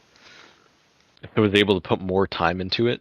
I cannot relate more Whereas, to you than I have just now. That was exactly me at that time as well. yeah, whereas now I have two jobs, so it was kind of like I would get a chance to play it a couple times a week. And yeah, the big thing I didn't like with the dungeons was they were still the same setup as the Divine Beasts, where it's all right, go pull the 4 levers and then you can fight the boss. Same system, Which yeah. yeah, I supposedly heard something about Mr. Zelda saying that's going to be the formula going forward, and I hope that's not true. But I guess time will tell. And the only reason I put this game at number 2 is because A, something else came out, and B, I think if I were to have to pick between replaying this and replaying Breath of the Wild, I would probably pick Breath of the Wild. And that's Whoa. ooh. I just preferred how it's weird, but I preferred how empty the world was. It just felt more of like an By adventure of like you're discovering this ruined kingdom. I by can see where you're kind empty of coming from. Sorry, you go. Yeah, sorry. By empty you mean like not like uncivilized almost, like there, because there's a lot of buildings, constructions, like they put towns pretty much in Tears of the Kingdom. But yeah, you Yeah, mean like just it felt more. It uncultivated, felt more. Yeah, it felt more dead. Like you're exploring this. more post-apocalyptic. Yeah, I it think with it Breath kind of of the felt Wild, like it kind of felt like an adventure that like characters in a Studio Ghibli movie would go through in Breath of the Wild, which I know was a big inspiration for them. I think Breath of the Whereas, Wild is more about exploring Hyrule, where Tears of the Kingdom yeah, is more about interacting with Hyrule. that's definitely it. And I was just a bigger fan of the exploring. Like when I was playing that game, I was actually like discovering things. Whereas Yeah. going into Tears of the Kingdom, obviously they reused the world, so I kind of knew where most of the things were already. There was one other thing I wanted to talk about. That was the final boss. I'm not going to talk about it because I don't want to spoil it, but I would say on par or better than Demise from Skyward Sword, which is like Pinnacle of the I of was the gonna say franchise. I go back and forth between those two as my favorite final bosses in the same. franchise. Like I thought originally it was just going to be like there was a little bit of recency bias, but no. Still to this day, like that fight was insane. I was not expecting him to use like things that previously only you could do as the player. Yeah, Like some of the moves they pulled, like yeah. yeah. Yeah, no, no. that's my number 2 pick. So are you guys implying that the final fight in Twilight Princess with the fishing rod? Are you guys saying that that's not on par? Is that what you're saying? I'm Moving gonna on. say my final point now, which is Okay. Pura, and I'll pass it on to you for your number 2 pick. Got to agree. I've got to agree with his final statement. Yes, we are now at Westtown HD Young Blakey's Pan Ultimate. Now, this was Spider-Man. However, I did bump Spider-Man down a little bit because in hindsight, I was like, I loved Spider-Man. I platinumed it, ran through it immediately, went back to it the other day, and I was like, I love this game, but it does have issues. A game that I ranked above it that also has issues, I think I got more enjoyment out of, strangely enough. So my number 2 pick is Final Fantasy 16. Ooh. Man, oh man. This game is a hot topic. Classic fans hate it. New Age fans allegedly hate it. There's just a whole lot. There's a whole lot of malice around this game, and one of the reasons being it's an action game. A lot of classic Final Fantasy fans don't like action unless it's 7 Remake, and I mean, teach their own. I played the demo for this game. I was captured by the visuals, by the storytelling, by the characters. Everything about this Final Fantasy game I loved from start to finish. The issues that I had with it is it's pretty dead when you're going from A to B. I platinumed it, and to new players, I recommend skipping every side quest in the game. There is not a single side quest until the very end of the game, like right before you get to the final area, a bunch of really good side quests open up. Aside from that, they are literally MMO side quests. They are fetch quests. Go here, get this, go here, fight that, go here, do this. And I think they give you like small amounts of XP, but they're definitely an afterthought. If you're going through 16, I recommend just railing the story because that's where 16 shines. The lore is great. The icon fights are incredible. The soundtrack is ridiculously good. They have still not fully released it yet. I would recommend, if you want like a sample of it, either look up Find the Flame or Titan Lost. Those are easily my 2 favorite songs in the game, and easily 2 of my favorite songs across the Final Fantasy franchise. It hurts me when people talk bad about this game, about how it like ruined the franchise, it's terrible this, terrible that, but I've come to learn, being on the internet over these last few years, people will be mad to be mad. And that's, if they want, if that's their call, that's their call. I personally loved 16, and I don't regret platinuming it. The DLC is coming out. Leviathan is my favorite summon, so the fact they're making him an icon, that is exactly what the doctor ordered, and I cannot wait to play that when it comes out in the spring. I played the demo of this fairly recently, and look, I bounced off it, but I can absolutely see what people love in this game. I'm not much of an action guy myself. 3D action, I guess, isn't my thing. But the spectacle of just the what's going on in the story was intriguing, but it didn't quite get its hooks in me. But again, I absolutely respect this game from a distance. Just wasn't for me.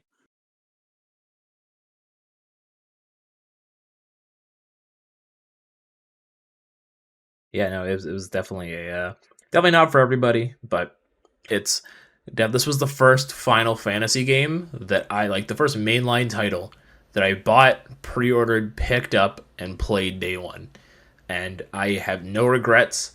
I adore 16. That's awesome, man. It's on my radar. I gotta play it.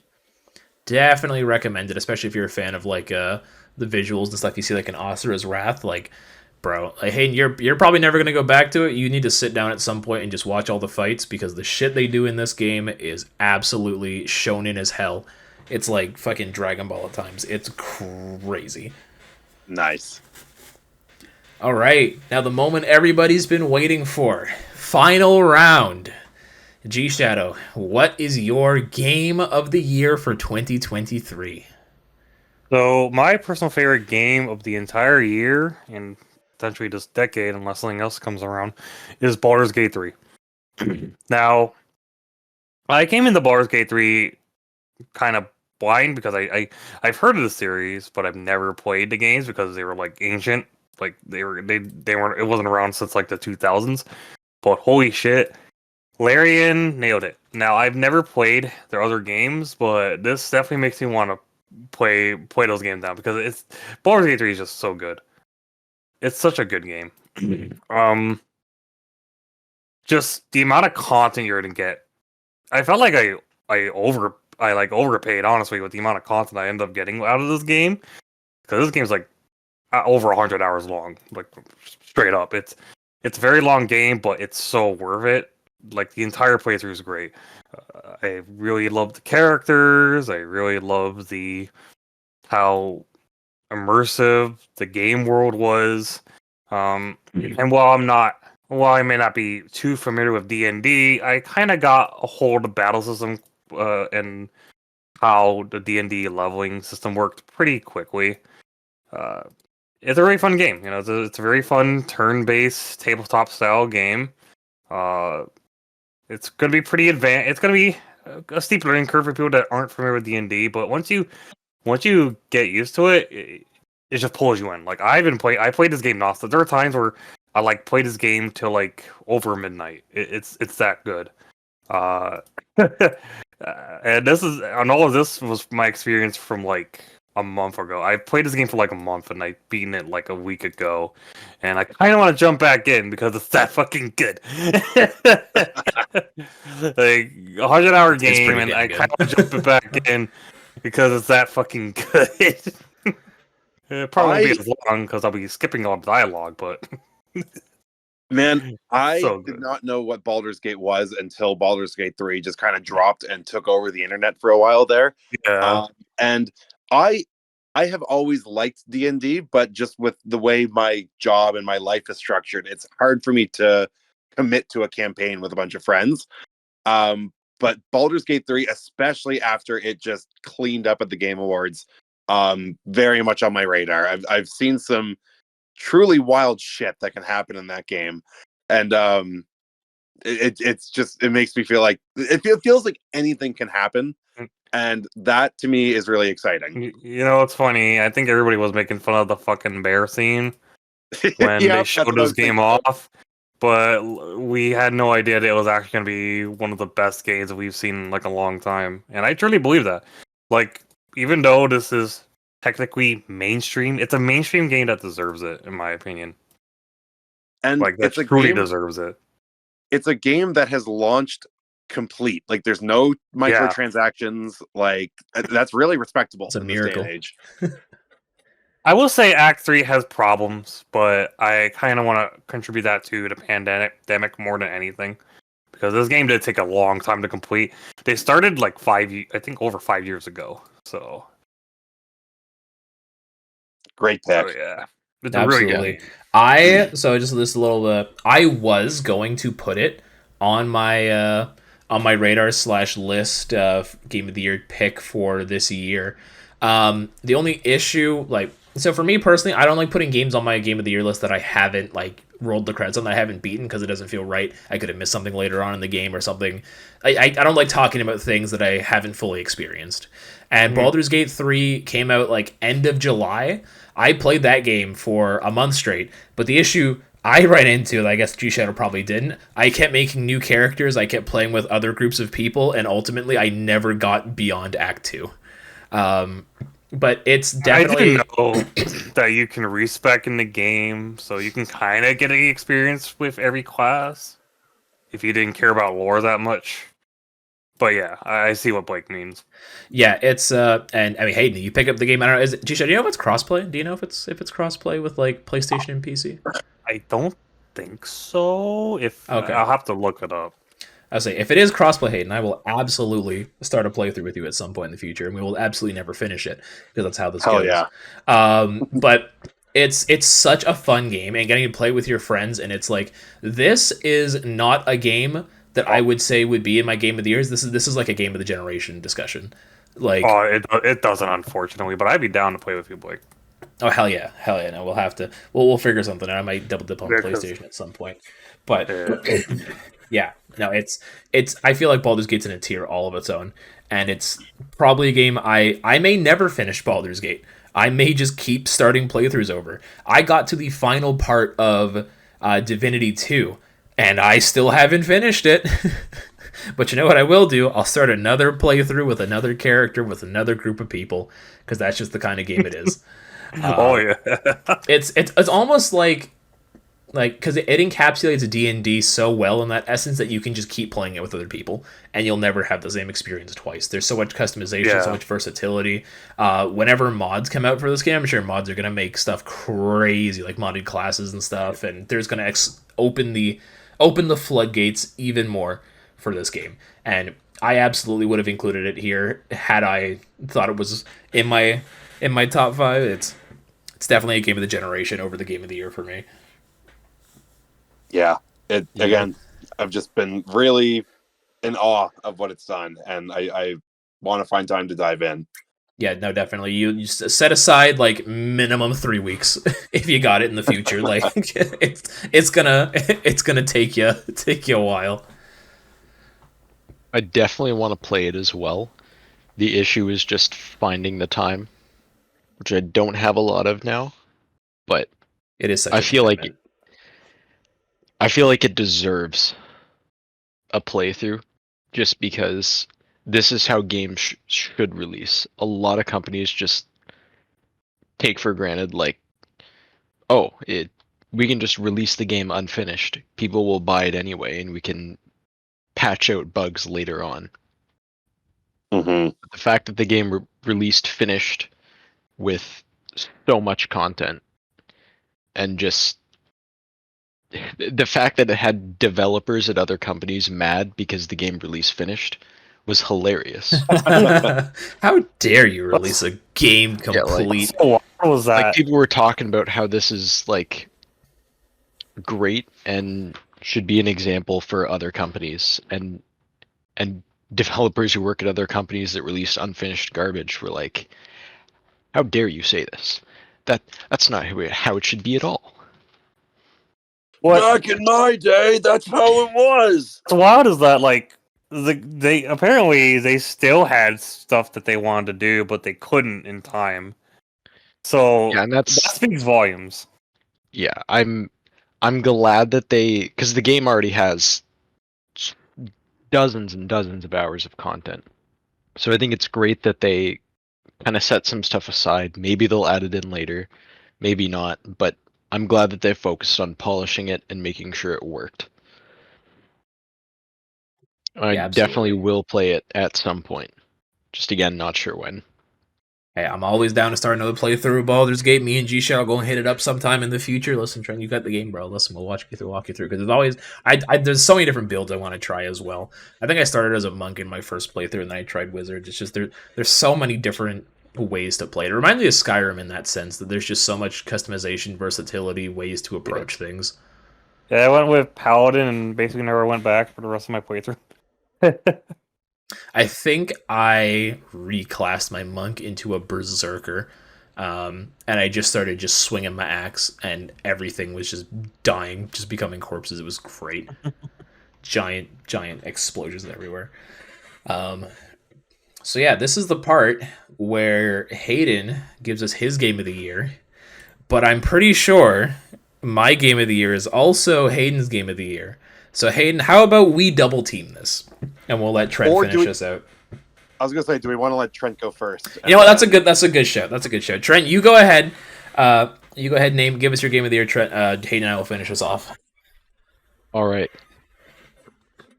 Yeah, I have a feeling if I had done my list differently, we would have had 3 number ones that were the same. But my number 1 pick for the year, it's gotta be Mario Wonder. Ooh. Wow. As Ooh. I kind of forgot Mario Wonder existed. High key, wait. as someone who like my first console was the Nintendo DS. Interesting. And the Super Mario Bros. DS was like the first 2D Mario game that came out while I was self-aware Oh, and knew what existing was. I'm Sorry to make you so guys Making feel me feel old. old. old, but go on. Um, just playing that, and I loved that game. I didn't have my own DS until about, I think, 2008. So I would just, anytime I was at a friend's house, I would just ask to play Mario Bros. on their DS, and it was great. Then I got a Wii, and I had Mario Bros. Wii, and I was like, this is like Mario Bros. DS on the Wii. It's great. I love it. And then we got Mario Brothers 2 on the 3DS. And the year after that, we got New Super Mario Brothers U, and I was like, okay, we've gotten the same game 4 times.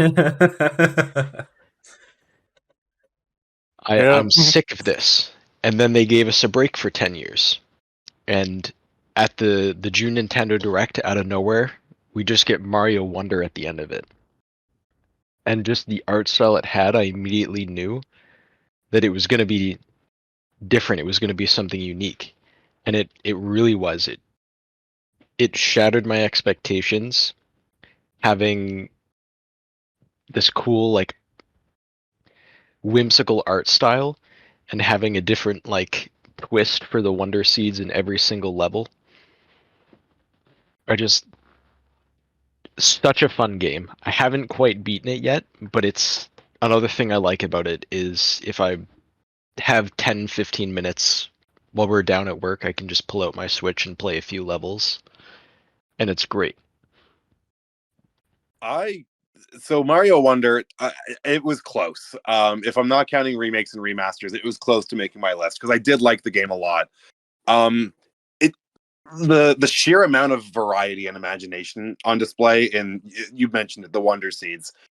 You never really know what you're going to get. Yeah, And sometimes the game can even shift genres with yeah, Wonder effects. So it really was a treat finding it all. Um, uh, as someone who is a little bit older than Trent, A I grew little up bit. playing Super Mario World, Super Mario Brothers 3. And Super Mario World to me is still the pinnacle of 2D Mario. Wonder came up short in a few areas for me. I found the bosses, aside from the final boss, I found the bosses to be a bit disappointing. And I was I hoping that there agree. was a bit more of a challenge to the game. With that said, the final level, which I will not say anything about other than, oh my god, it is brutal. And it was very satisfying to finish. But if you're going through the game and you're thinking there's not enough challenge, just wait till you get to that very final, like, post game level, and you'll reconsider. But it is a very great game. Its lows are almost nothing compared to the high highs that the game has. Yeah, it was really close between this and Zelda, but just Zelda I feel had a few too many shortcomings for me, whereas Mario Wonder, I just love everything about this game. Yeah, I agree with Hayden. It did have a few shortcomings that ultimately left it out of my top 5.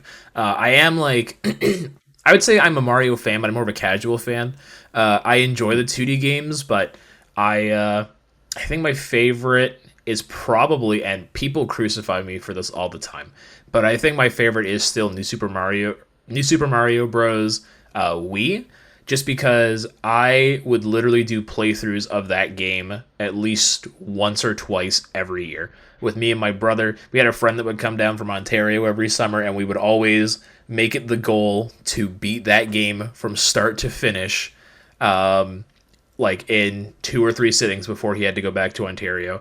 And just the fond memories I had of Christmas morning playing it with my siblings, all getting to play Mario, exploring, getting all the star coins for that one's ultimately my favorite game. But Wonder was definitely a great breakaway from that, from the new style. I'll say the new soup style, as they call it.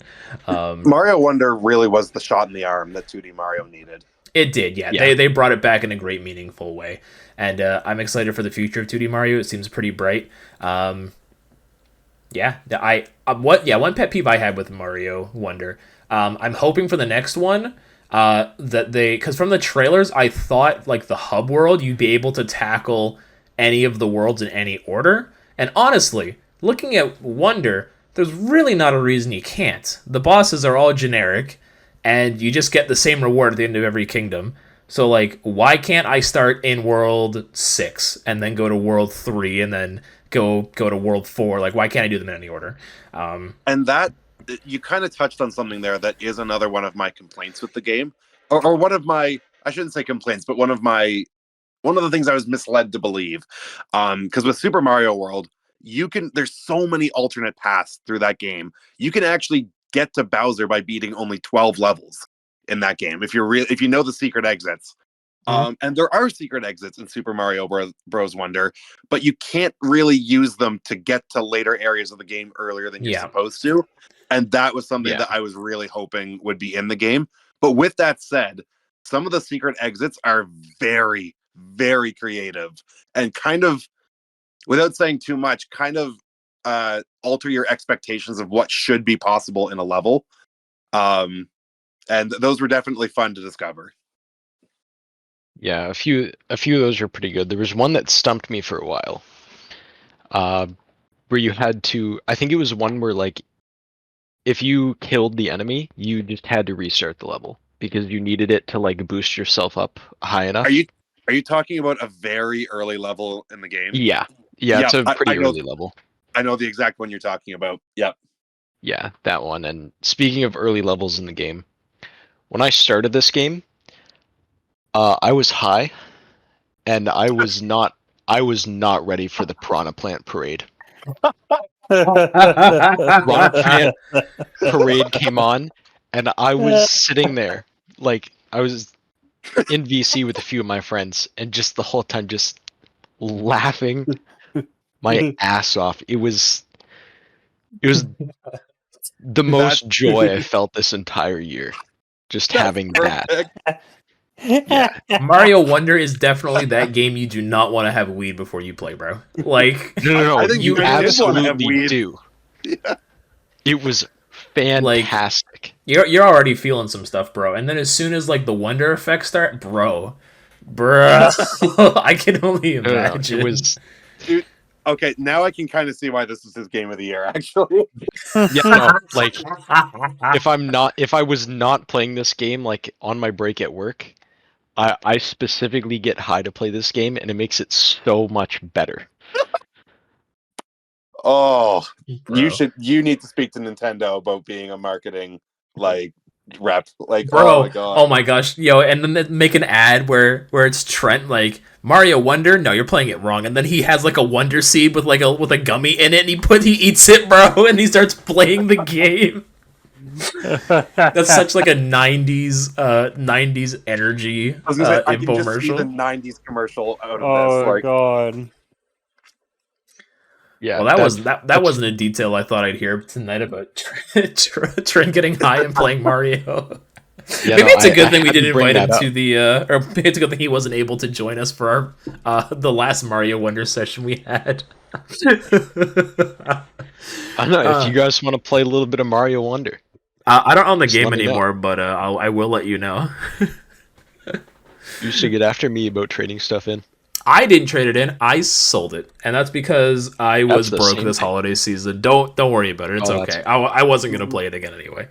Um, just great game. I definitely agree with the bosses being generic. That was the most disappointing part of the game, as well as the. I used to love the secret exits. Like being able to beat Mario Bros. Wii in 30 minutes is kind of crazy. mhm. Like Yeah, just I using definitely secret miss the exits. whole cannons and like world skips, bro. Because Yeah. when we played Wii, we didn't use any guides or anything.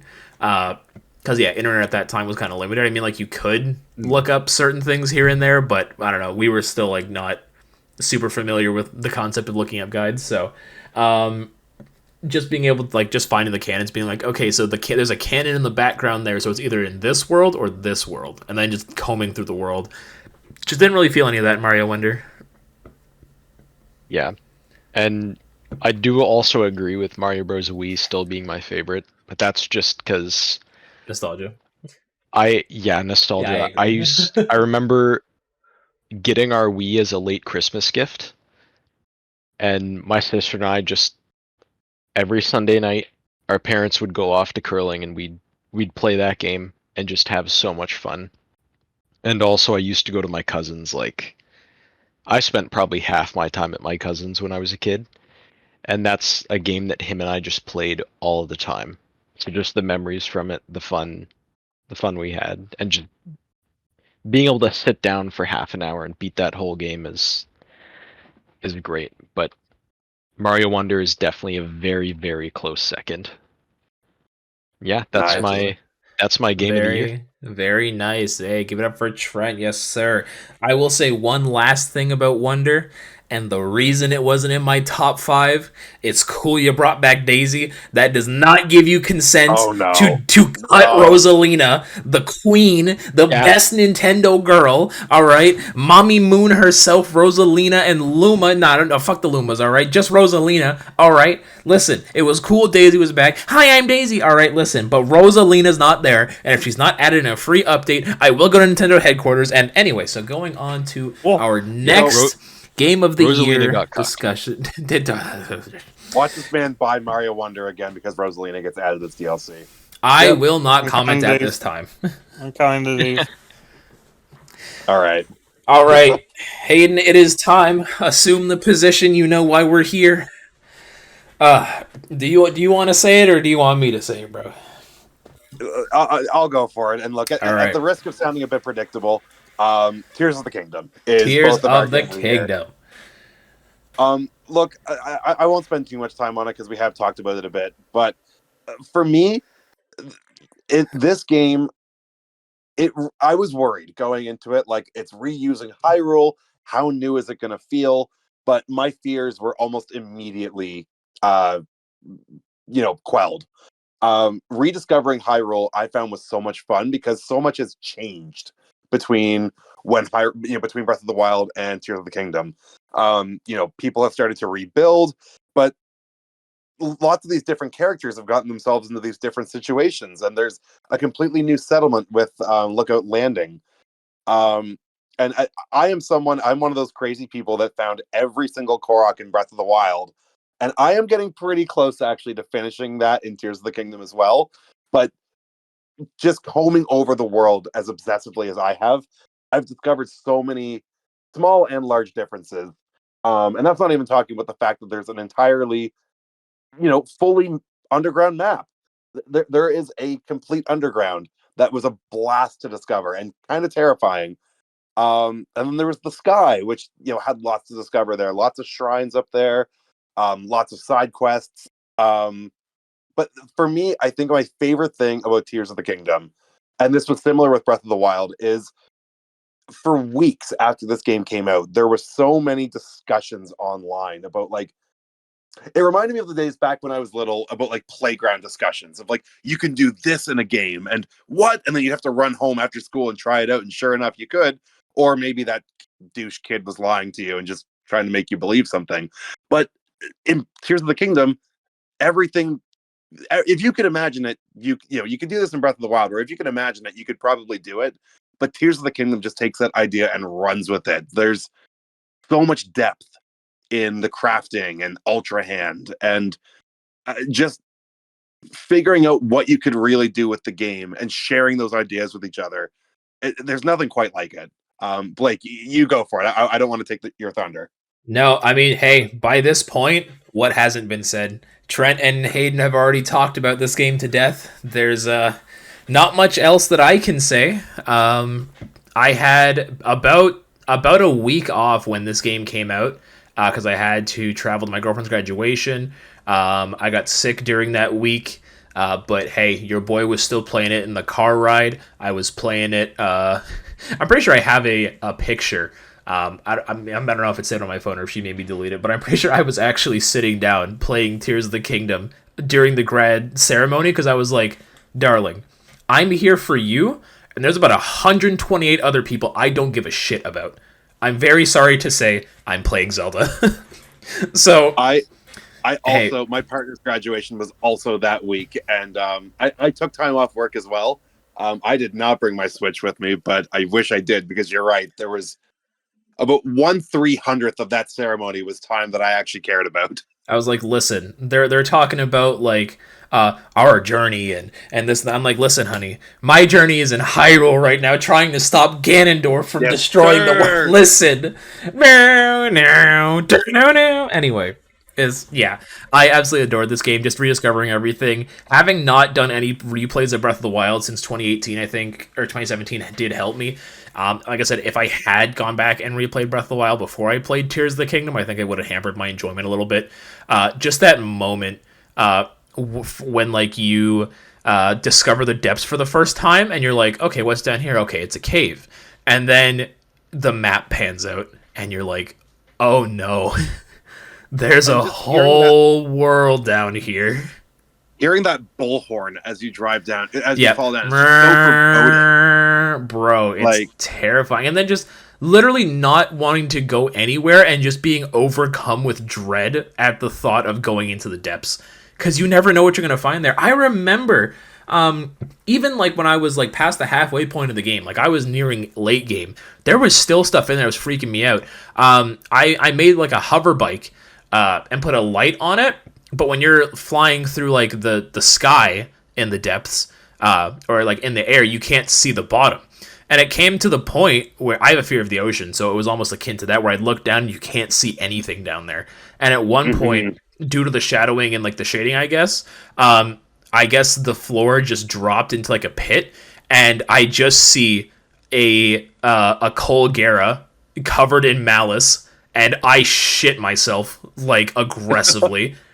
I'm like, what is that doing down here? And later on, some of my friends were like, yeah, you can find the temple bosses down there. I'm like, oh, that's cool. I want to leave. And then I did. It's just terrifying because you can't see the bottom. All you can see is like this thing lurking in the shadows. And I'm like, that's a Colgera. I got to go. I love your song, but I got to go. Yeah. I remember... Oh, sorry. I remember on the first day of the game, I found one of those, like, I don't know what else to call it, those gloom hands that come out of the ground and chase you. Yeah. And I panicked and ran. And I found another one, and I panicked and ran. But finally, I think it was on the second day of the game, I was like, you know what? I'm going to try and fight I'm going to mess him up. And I actually did beat it. I used all my food. I used almost all my resources. Same. And then the next part. I don't want to spoil it, but what happens after that, oh my god. Like, I was like, what are you doing here? What is this? That was one of the coolest surprises in the game. It was very much... I hated the hands as well. They just the way they move is very unsettling. And then they're so quick, and they grab you by the ass, and like... And I beat them, and I was like, Mom, come pick me up. I'm scared. I need an adult. No, like for me, like I've been really for the longest time, my favorite game has been A Link to the Past, and I think this is actually my new favorite game of all time. Like I really am struggling to find flaws with it. Like you can point out things like the performance isn't perfect and whatnot, but for me, stuff like that didn't really matter with this game. I was just so immersed. The fact that Ascend works as well as it does, that is a mechanic that should not work. That just should not work. You It is shouldn't a be able to go through technical marvel. feelings. And it just does. It works flawlessly. Or the fact that I remember after the game came out, I think it was a developer at Naughty Dog, took like 100 apples, just dropped them on the ground, and used recall on all of them, and the game just keeps track of an item's kinetic energy and just where it's been, and just it remembers that and can rewind it immaculately. Like I don't get how they pulled it off. Yeah, technical marvel is all I can think of. And Oh yeah. like if Nintendo's able to pull like this sort of technology out of the Switch is 7 years old. However, the Tegra X1 chip that's in it, I think, was from 2015. So almost a 10-year-old chip. If they can do these miracles on that, if they even put a shred of power in the next Nintendo console, we are in for some amazing genre-defining entries in the franchise. Yeah. Mm-hmm. And Another thing. Fire Dick Man. Where's that? Another thing I'd like to mention about the game that I didn't before, the main trailer theme, that saxophone. Oh yeah, it's Oh, good. yeah. I've seen that trailer. In the lead up So to good. launch, I would just like literally put that on loop for an hour, and I watched that main trailer probably at least 50 times, like 5 times a day, in the month leading to release. And it's amazing how those trailers showed so little compared to what's actually in the game. Yeah, they showed so much while not revealing anything. Yeah. It was great. And they misled you with some things too, but like in a good way. So I that think things would be surprising in the game. I think one thing that we haven't really talked about that I just want to touch on lightly. I think the story was handled much better in this game than Breath of the Wild. Definitely. It's still very much a lot of what happens in the past, but the way it relates to what's going on in the present is fascinating. I don't want to say much more than that for anyone who is still working their way through the story or hasn't played the game yet, but I think the way it was handled was vastly better than Breath of the Wild. Yeah. The only thing I didn't like about the story from the past is that you could view it out of order very easily while playing the game, but you really shouldn't. Like the first one I found just kind of spoiled like the climax of the story, and after that, like even though I told myself I wouldn't, I looked up what order to watch them in. That's so interesting because I think I did watch them in whatever order I found them, but at least in my experience, nothing was ever given away. I don't Or know, I the just didn't one pick up on it. I feel like the first memory I found was like the worst one to find first. Bro, and So it's the only- the one where you find like like when Gandalf does the smile, that memory. Yeah, if you see that memory, Oh you're like, my oh well, I got some homework to do. But yeah, Tears of the Kingdom, absolutely a legendary game. Yeah. You know, we for as much as we talked about this game, none of us talked about the fact that if you can think about a vehicle, you can make it. Like the traversal, the flying, Yep. like the in-depth. They looked at Banjo-Kazooie nuts and bolts, and they were like, it's been long enough. People forgot about that game. Let's steal it. All right, and then they did, and they made it work. It's as amazing as Tears of the Kingdom is. I love it. It's my game of the year 2023. It's absolutely phenomenal. One of my favorite games of all time. Please, can we leave this world behind now? I'm ready to move on. Don't make any more spin-offs. Do not make the next game in the series in the same world. For the love of God, do not make a sequel to Age of Calamity. I will do unspeakable things to myself. just please either like I am content with whatever they want to do moving forward, but please, we're done with this world. We're done with these characters. I'm ready for a new incarnation of Link. And I I'm with you know- there. I love Tears of the Kingdom, but I feel like they really did squeeze everything they could. They out of this refined game. it. Yeah, I know there was an interview recently with Aonuma where he said like we're done with this world. We're gonna do a new one, which is great. Yeah. But he also did say that linear games are a thing of the past, and just plans on doing open world for Zelda moving forward, which I'm not a fan of. But I guess we'll see how that goes. Yeah. All right.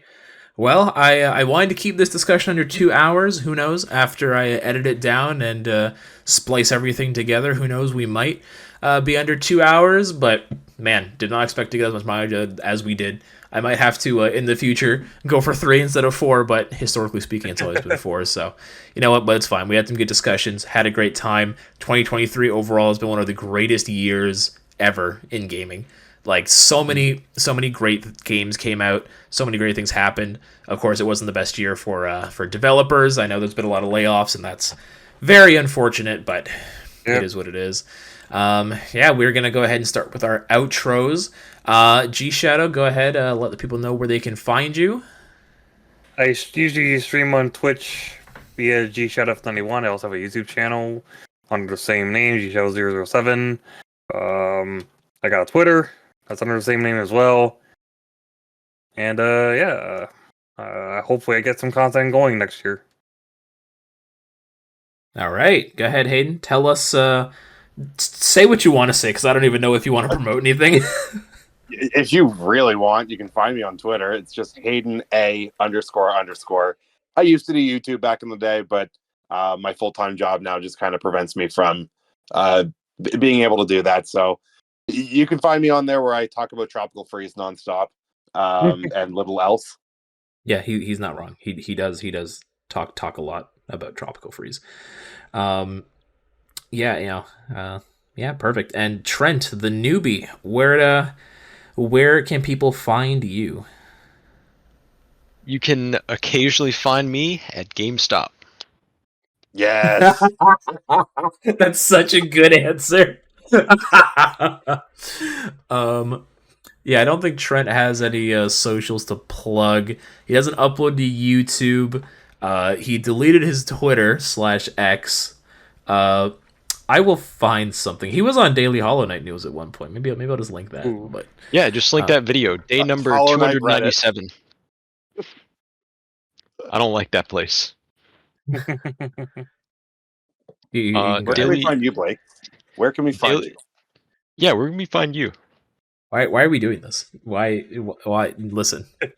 Where are you? Where are you right now? You can also find me at GameStop. All right, everybody, we are going to go ahead and get up out of here. It has been fun. We'll see you guys in the next video, whenever that may be. I'd love to do more with the channel. It's just a matter of time. But yeah, I'll catch you guys all out in the next video. Deuces, people. Bye. Yeah. Bye-bye.